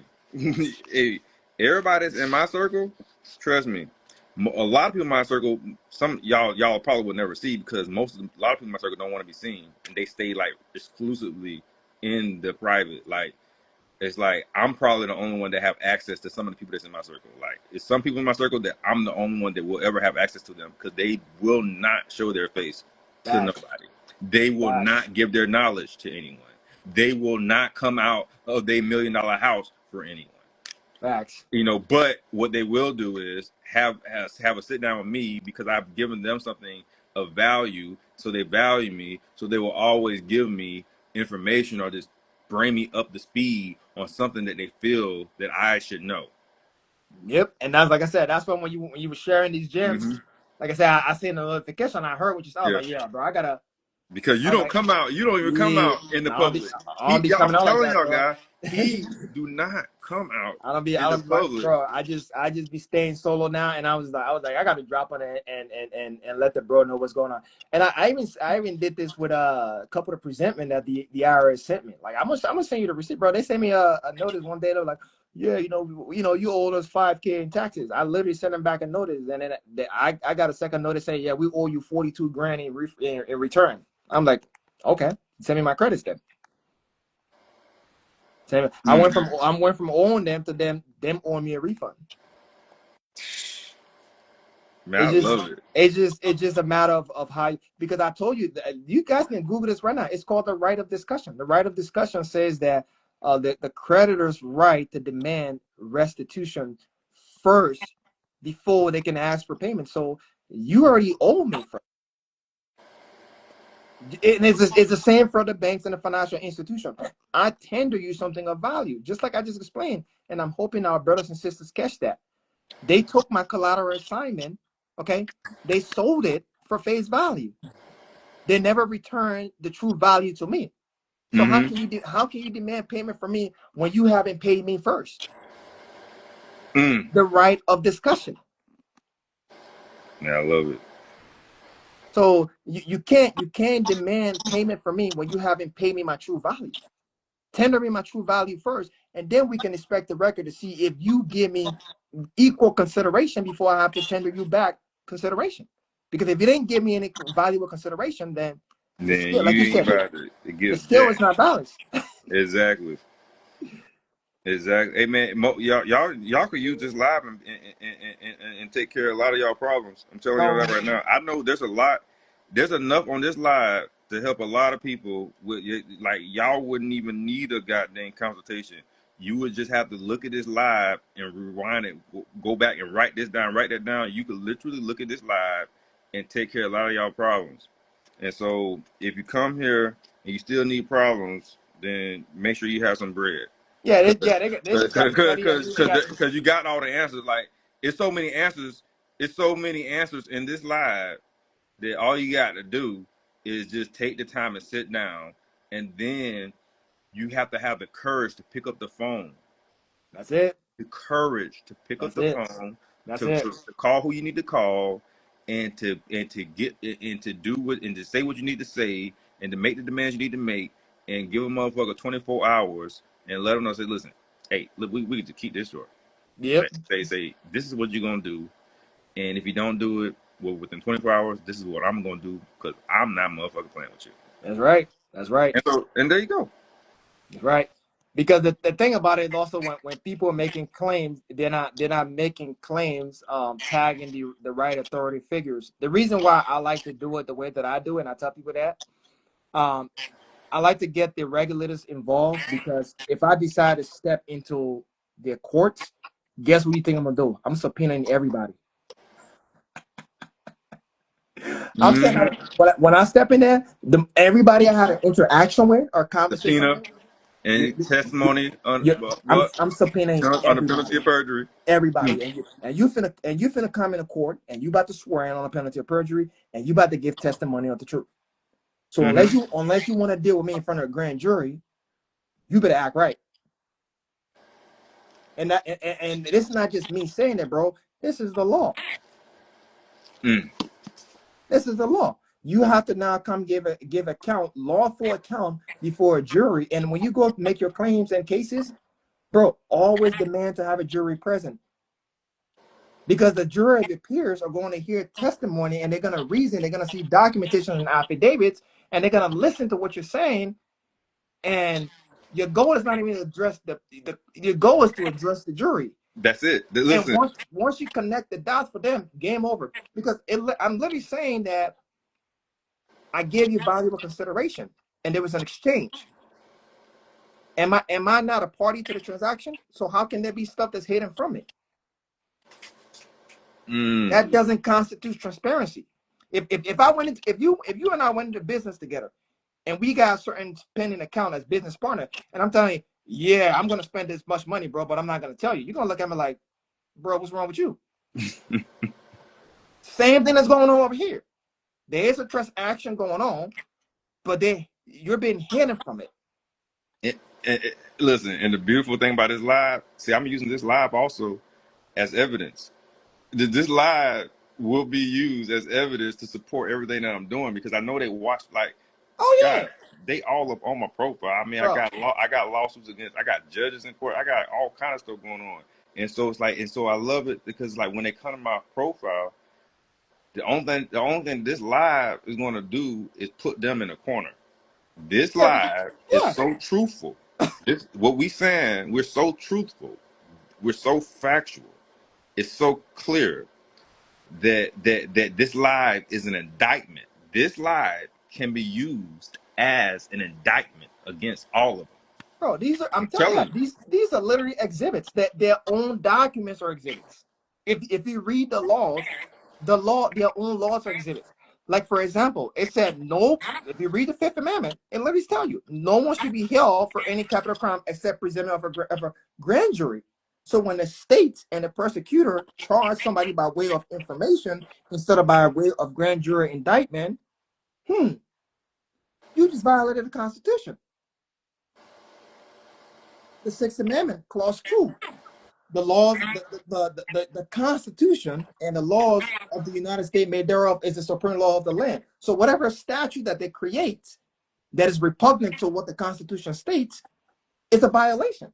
People just Period. not following their fee schedule on the records. Because if you're charging me by way of information, which is hearsay, and not by way of evidence being presented to a grand jury to indict me, then all of that is you've already committed a crime. But like we're saying, we the people are not confident, because here's the deal: when you don't fear death, there's nothing else to fear. That part. I'm telling you, once you conquer the fear of death, you can now live. You now When you don't can fear live. death, there's nothing else to fear. I'm not saying go out and be belligerent. I'm just saying be honorable. Be show up, be honorable. Like, you didn't see Christ. He wasn't belligerent. Mm-hmm. Even when he went before Pontius Pilate, he wasn't belligerent. He spoke his mind. Mm-hmm. So the thing about it, they try to install, oh, I don't know nah, just read the information. And like I said, ask questions. All I did was got on a phone conversation, and I recorded. Oh boy, I told him, like, I was like, this call has been recorded in case it needs to be played before a jury. Period. So he would put on notice. So that means anything you say can and will be used against you in court. Even when I interact with these revenue collectors, I tell them the same thing. Anything you do and say will be used against you in a court of law. So I'm putting you on notice as well. The scale of justice can swing both ways. I'm not here to combat. Listen, I'm invoking my Fourth, Fifth, Sixth Amendment rights, and I'm starting my right to remain silent. Do what you got to do, but I'm gonna do what I'm gonna do. I don't argue with them after that. I don't. If I don't answer questions, I ask questions. Do you have a warrant? Do you have an affidavit? Do you have 2 or 3 witnesses that can testify? Did you suspect me of crime? What is your RAS? What is your reasonable articulable suspicion? If you don't have it, what is your SAF? Your single articulable fact.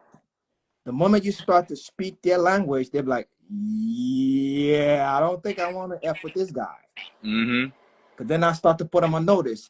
I'm not going to argue with you. The moment I say I accept my right to remain silent, listen, you do not have to tell me you're on arrest, okay? Or you're free to go. That's it. At that point, I ain't got nothing else to say to you. I ain't got nothing else to do.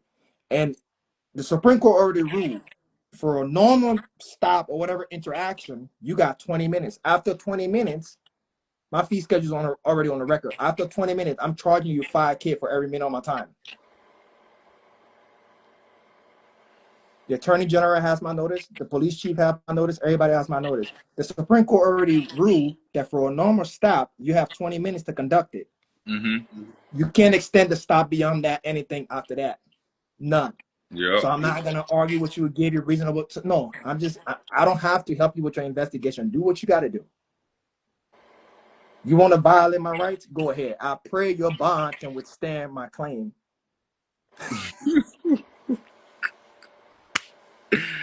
I pray your bond can withstand my claim, because I'm coming after you because, again, when you act outside of your jurisdiction, you are personally liable to the person so injured. 18 United States, what, 241, 242. When you act outside of your jurisdiction that is not granted to you by the Constitution, you are so liable personally to the person so injured. It's not the taxpayer's dollar. It's you. Yep.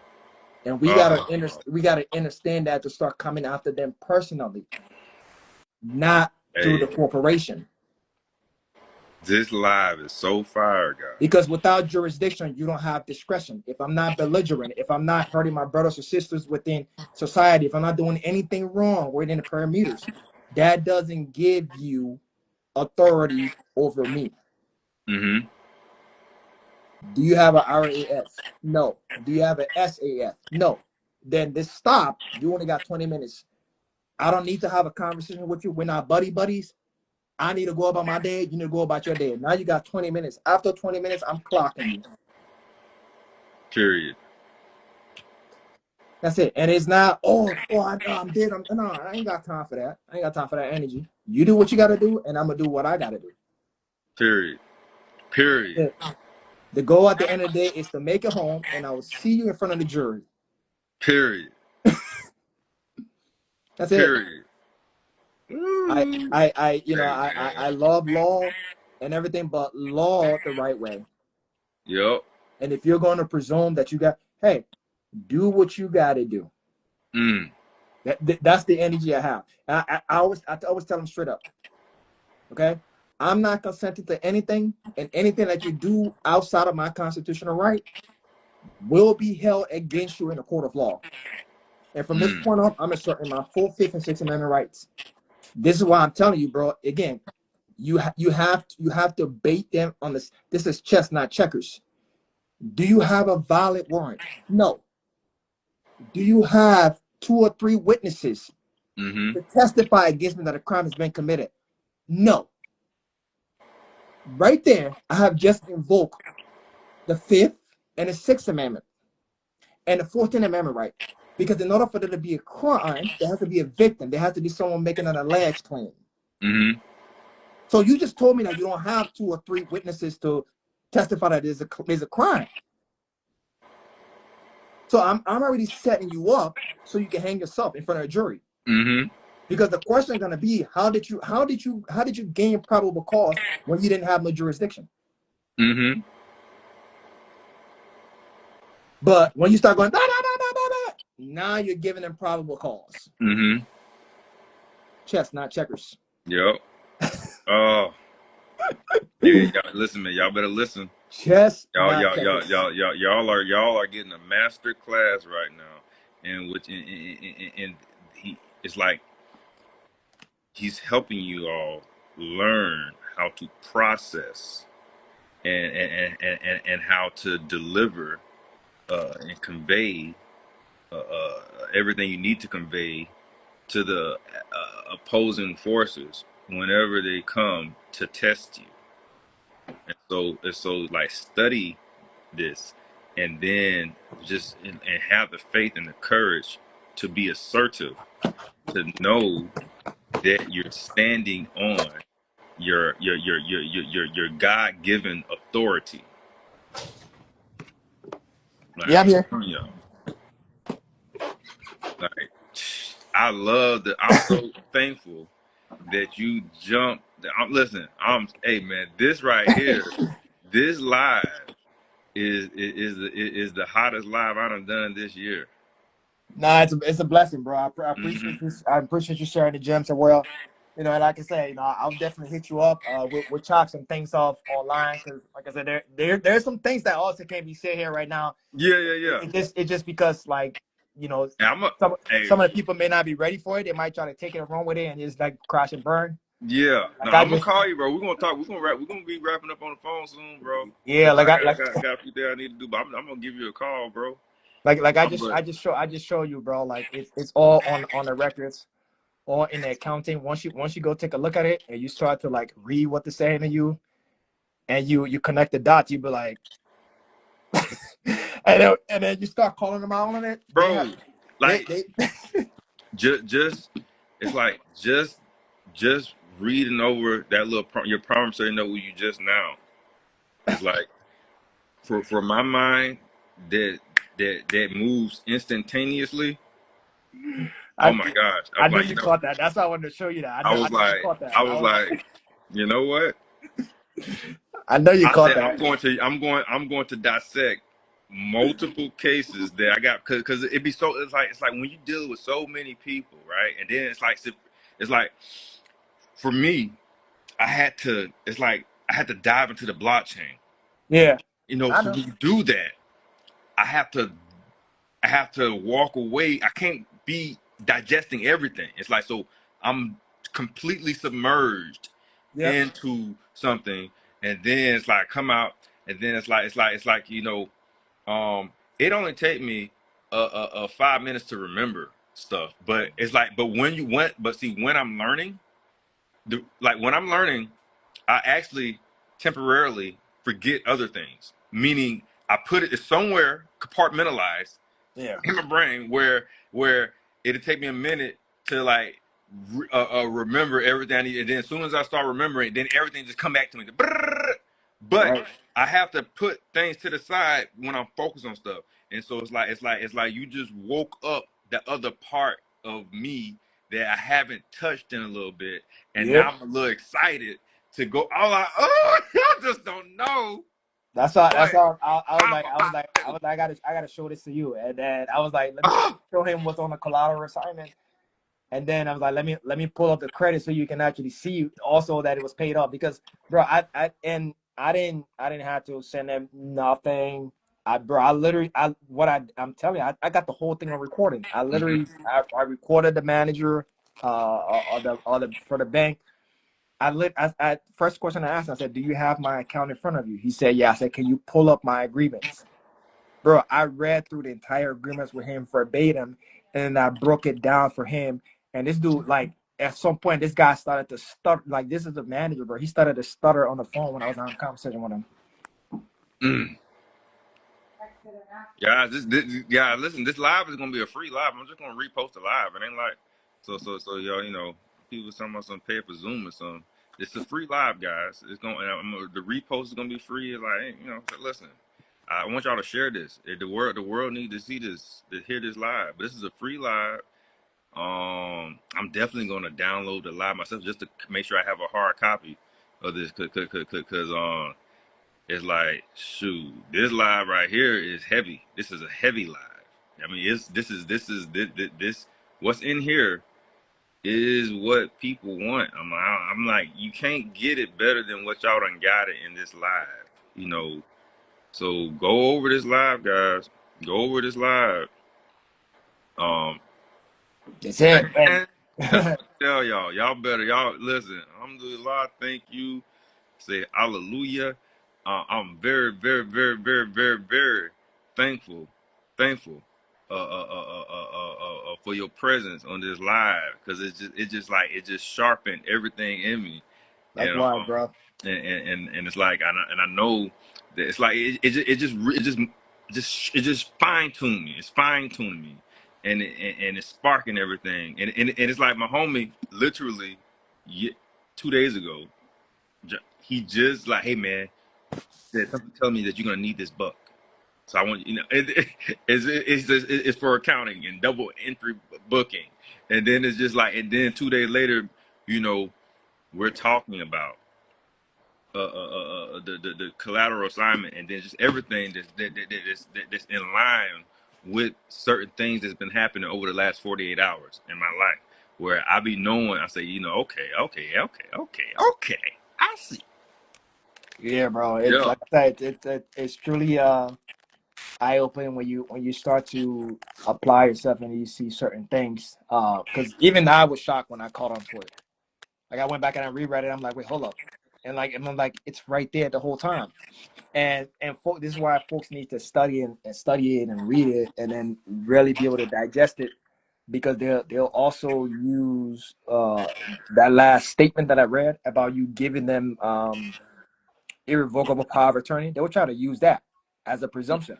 So you gotta Yeah, they'll say, "Hey, you agreed to it," but yeah. So you have so you got to know how to overcome that. there you go. There you go. That's You have to that know part, how to and see a lot of people, they'll stop them right there, because they'll say, "Damn, I did." yeah. Like, So you nope. Actually, sir, actually, I didn't agree, no and I'm you about to revoke right now, and this is what's about to happen. yep. So So the first question I asked him, and how I was able to get him out of that was I was like, was the disclosure given to me prior or after? Bro, that's like you're saying. These wise as serpent and harmless as dog.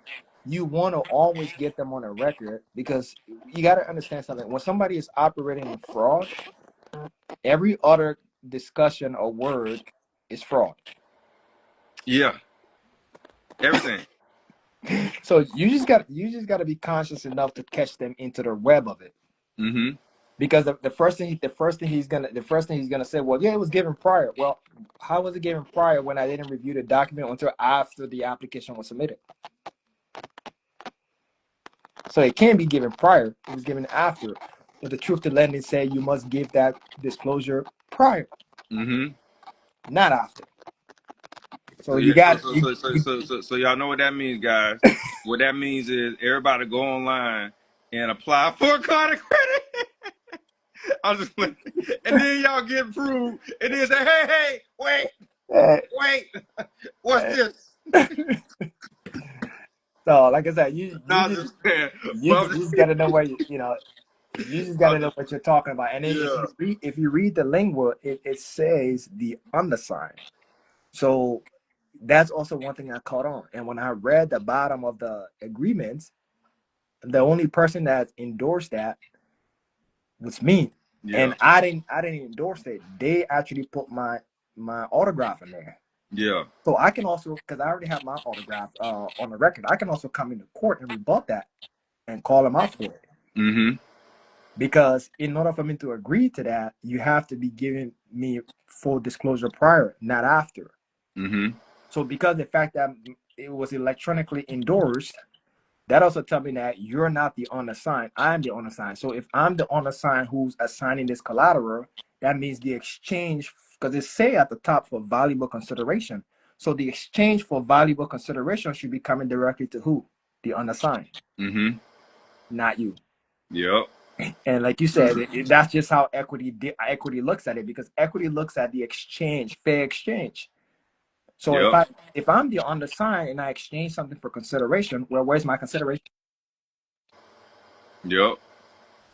You Hey. know, I'm, you know, I'm not. Oh, I'm not a taxpayer. No, I'm just using what the laws. What I'm literally being able to articulate their own documents, and that's how I'm able to navigate through the stuff and just get some of the answers I want. It's not me being belligerent. It's just me showing to them like, hey, I know what's going on, so you can't BS me. And Mm, I didn't talk to a regular representative. I talked directly to the manager. man, y'all hear that, folks? That's literally how I handled it. And Just pick up the phone, and this is what I love doing this. Like I love having real conversations with everyone. Like with the I don't have real conversations with FBI. I don't have real conversations with the Florida law FDLE, Florida Department of Law Enforcement. It's like I done had real conversations with judges when I've been in court. Like when I say real conversations, I say, hey, wait. I express logic. I don't express statute.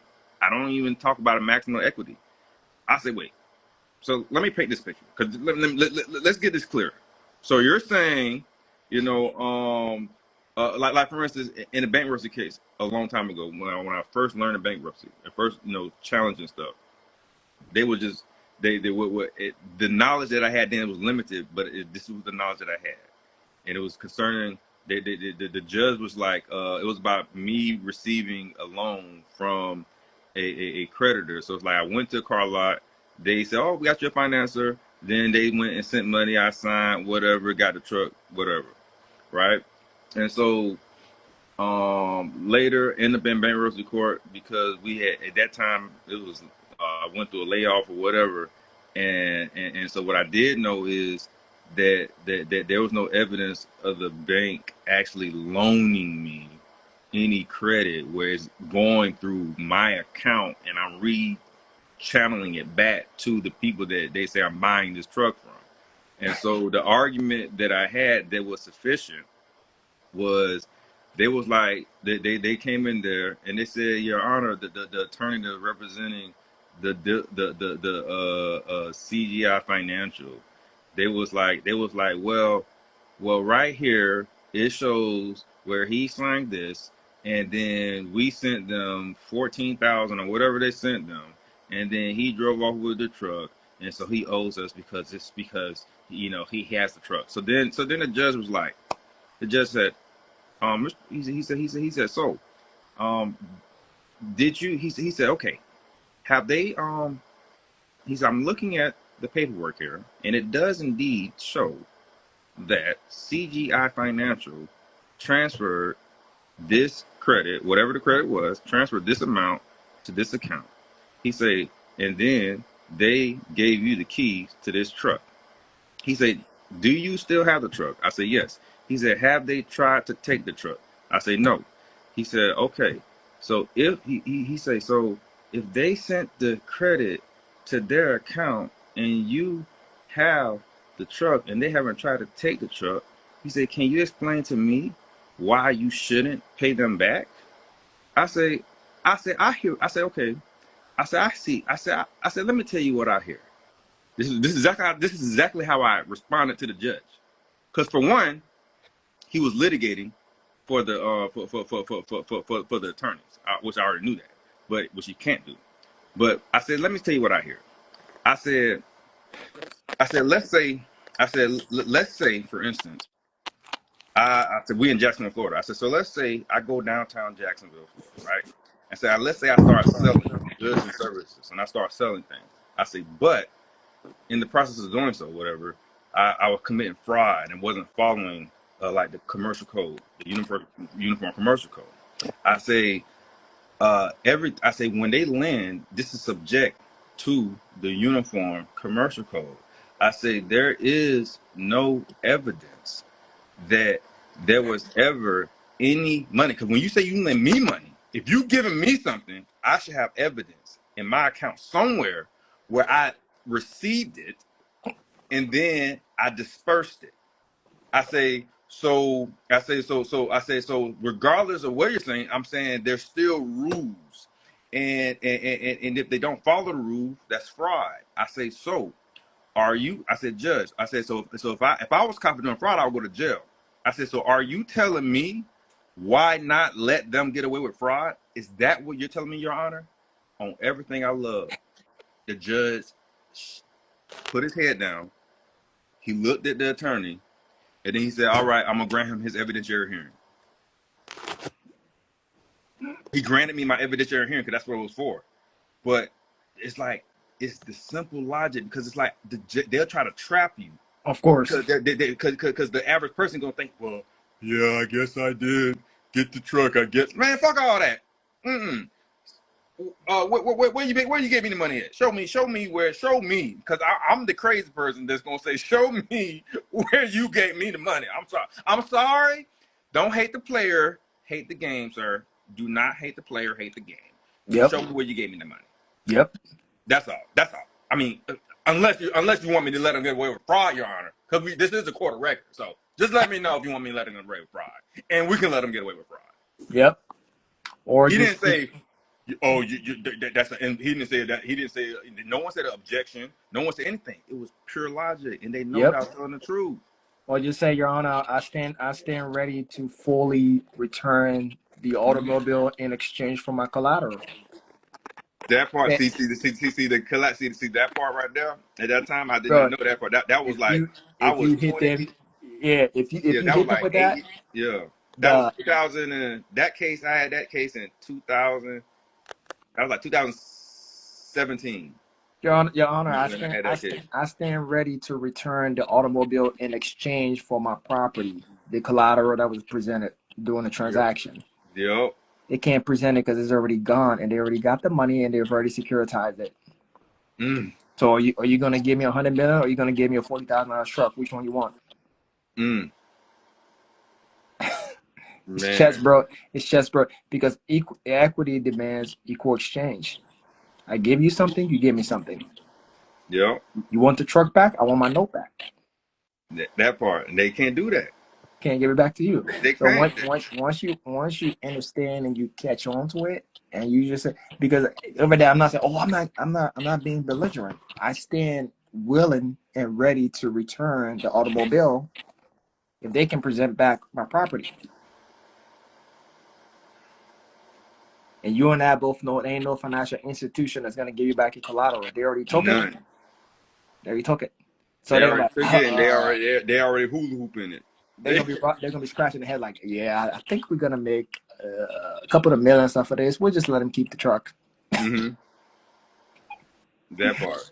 So and even when they try to play you and still act like you don't know, and this is something that I learned from my own experience and trouble, like during my early days. The goal is to not get caught up in the emotional part. The goal is to understand what they're saying and have a consciousness and ready to respond to them with logic. Mm-hmm. Yep. Because even when he asked you that question, like I said, if you hit him with that and be like, yeah, I like to see the collateral and the full accounting because that was my property. Mm-hmm. The attorney would probably be like, Your Honor, let's dismiss. Like he literally said, because that 100%, 100%. That was in the that was in the 100%. Just giving back what's mine, which is no. And then if they don't give you back what's yours, man, you bring them suckers in the equity, bro. Mm-hmm. You're gonna have an equity judge just saying, listen, give him back the collateral, and then pay him back whatever interest you made from that, because the collateral was a product of the interest. Mm-hmm. See, because you have to use the collateral to earn interest, and the collateral belongs to someone because he who creates control. That paper wasn't anything until I put my private information on it. Mm-hmm. So if it's mine, equity sees the substance and the value. So if you provided the value and the substance that was used to securitize the whole transaction, that all belongs to you, because unless they can give you equal valuable consideration for that, and I tell you, bro, they ain't gonna give you anything worth $100 million. Mm-hmm. So 9 times out of 10, they'd rather just let you keep the property, the homes, the car, because once you start going down that line and you're asking these questions, you're now ruffling feathers. We're now looking at possible tax evasions and things like that, and not report because I can literally show you where their company who were filing information return. Like I had companies, like I said, that's why I was telling you. I was like, you can literally contact the SSA administration and you can request transcript of everyone that's filed information in your name. I can literally go to my IRS account and see everybody that's filed information return in my name. And I had to go back and correct some of it. But like, yo, I'm not an employee of them. I literally contact the IRS, but they all file information return on us. And they report these things that we don't know about. A lot of people just don't know to go check these things. But I had to get comfortable. Like as boring, like you said, as boring as it sounds, I had to get comfortable with sitting down and just reading through documents. Yep. I was able to like just like connect the dot and catch a lot of things, and I was like, I gotta read. Like if I'm dealing with the courts, I need to know their procedures, how they move. That if I'm dealing with the cop, what they supposed to do, what within their frameworks and things like that. Okay, how am I supposed to conduct myself? I can let feelings and emotion take over logic. And just things to try to get yourself in court because at the end of the day, they're always operating on presumption because the public also wasn't educated, and even the officers, a lot of them, some of the veterans know, but some of the new guys, they're not really trained in law. They're trained in corporate policies and procedures. So my goal is not to be belligerent with them. My goal is to try to make it from their home, and then I can see them in court. Mm-hmm. So when I have this interaction with them, or if I have this interaction with them, I try to just put on a record because everything is recorded. If they don't have a record on, I have the right to record them in the course of their duty. Yeah. So even if they have the record on, I always try to make sure I have a record of my interaction with them. So that can also be played before a jury as an Yes. exhibit. Exactly. So when you start to learn from these things as you evolve and look at stuff, like even when I get a presentment, like, oh, you owe us this, or somebody's suing me. Okay, yeah, I stand ready to perform. If proof of claim, you provide boom, boom, boom, boom, boom, boom, boom, and then I also ask the clerk of the court. Um, this is how you catch them. You have to give notice. Mm-hmm. Okay. Um, first thing I do is I serve them my fee schedule. And I send them interrogatories to the clerk. Is this a constitutional court? So I'm making a presentment before I go there. Okay.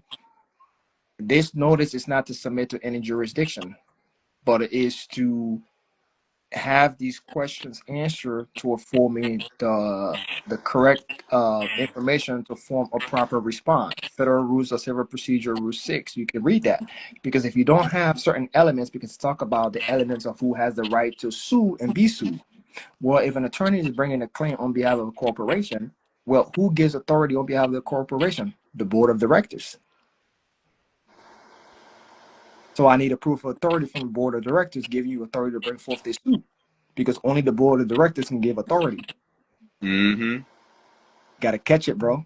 Man, I've I had love I've it. had I've had attorney dismiss lawsuit like that because the board of directors they're the one that make decisions on behalf of the corporation, so they Yeah. have to have an assignment granting you authority to bring forth the claim.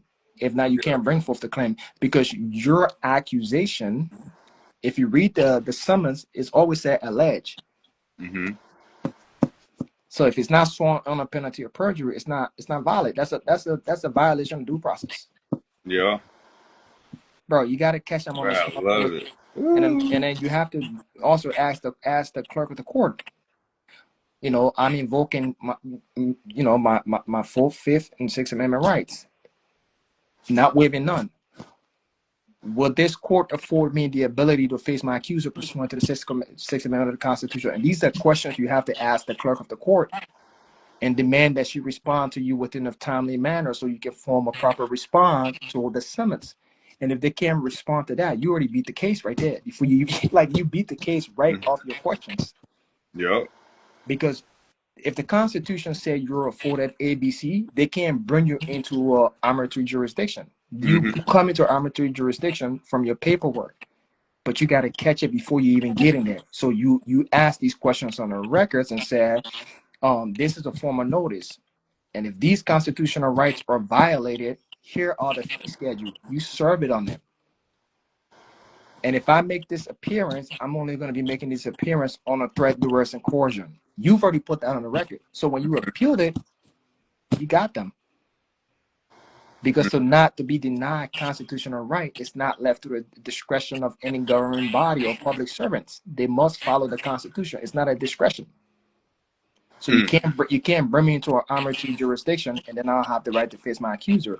That's a violation of due process. Yep. Yep. Man, I love it. So I love it. and these are just way to move certain ways, because of the moment when we get a summons, the first thing we start doing is we start trying to respond to the summons. No, let's make sure the elements have been met first. Let's make sure there's a verifiable claim. Let's make sure it's sworn on a penalty of perjury. Because I can't just walk into court and say anything on the record, right? No, that would be me doing fraud upon the court. So, according to attorney's ethical code of conduct, they must follow the same procedure. They must swear on a penalty of perjury. Guys, if y'all don't take this live, and then y'all, it's like some of y'all need to download this, because I think everybody should be able to download this live, but y'all could download this live and then put it through AI to get the transcript. You want to get a transcript, and then I'm gonna teach y'all. I'm about to teach y'all how to leverage technology. But So when I post this live, yeah, you'll be able to download it. yeah. Download it live.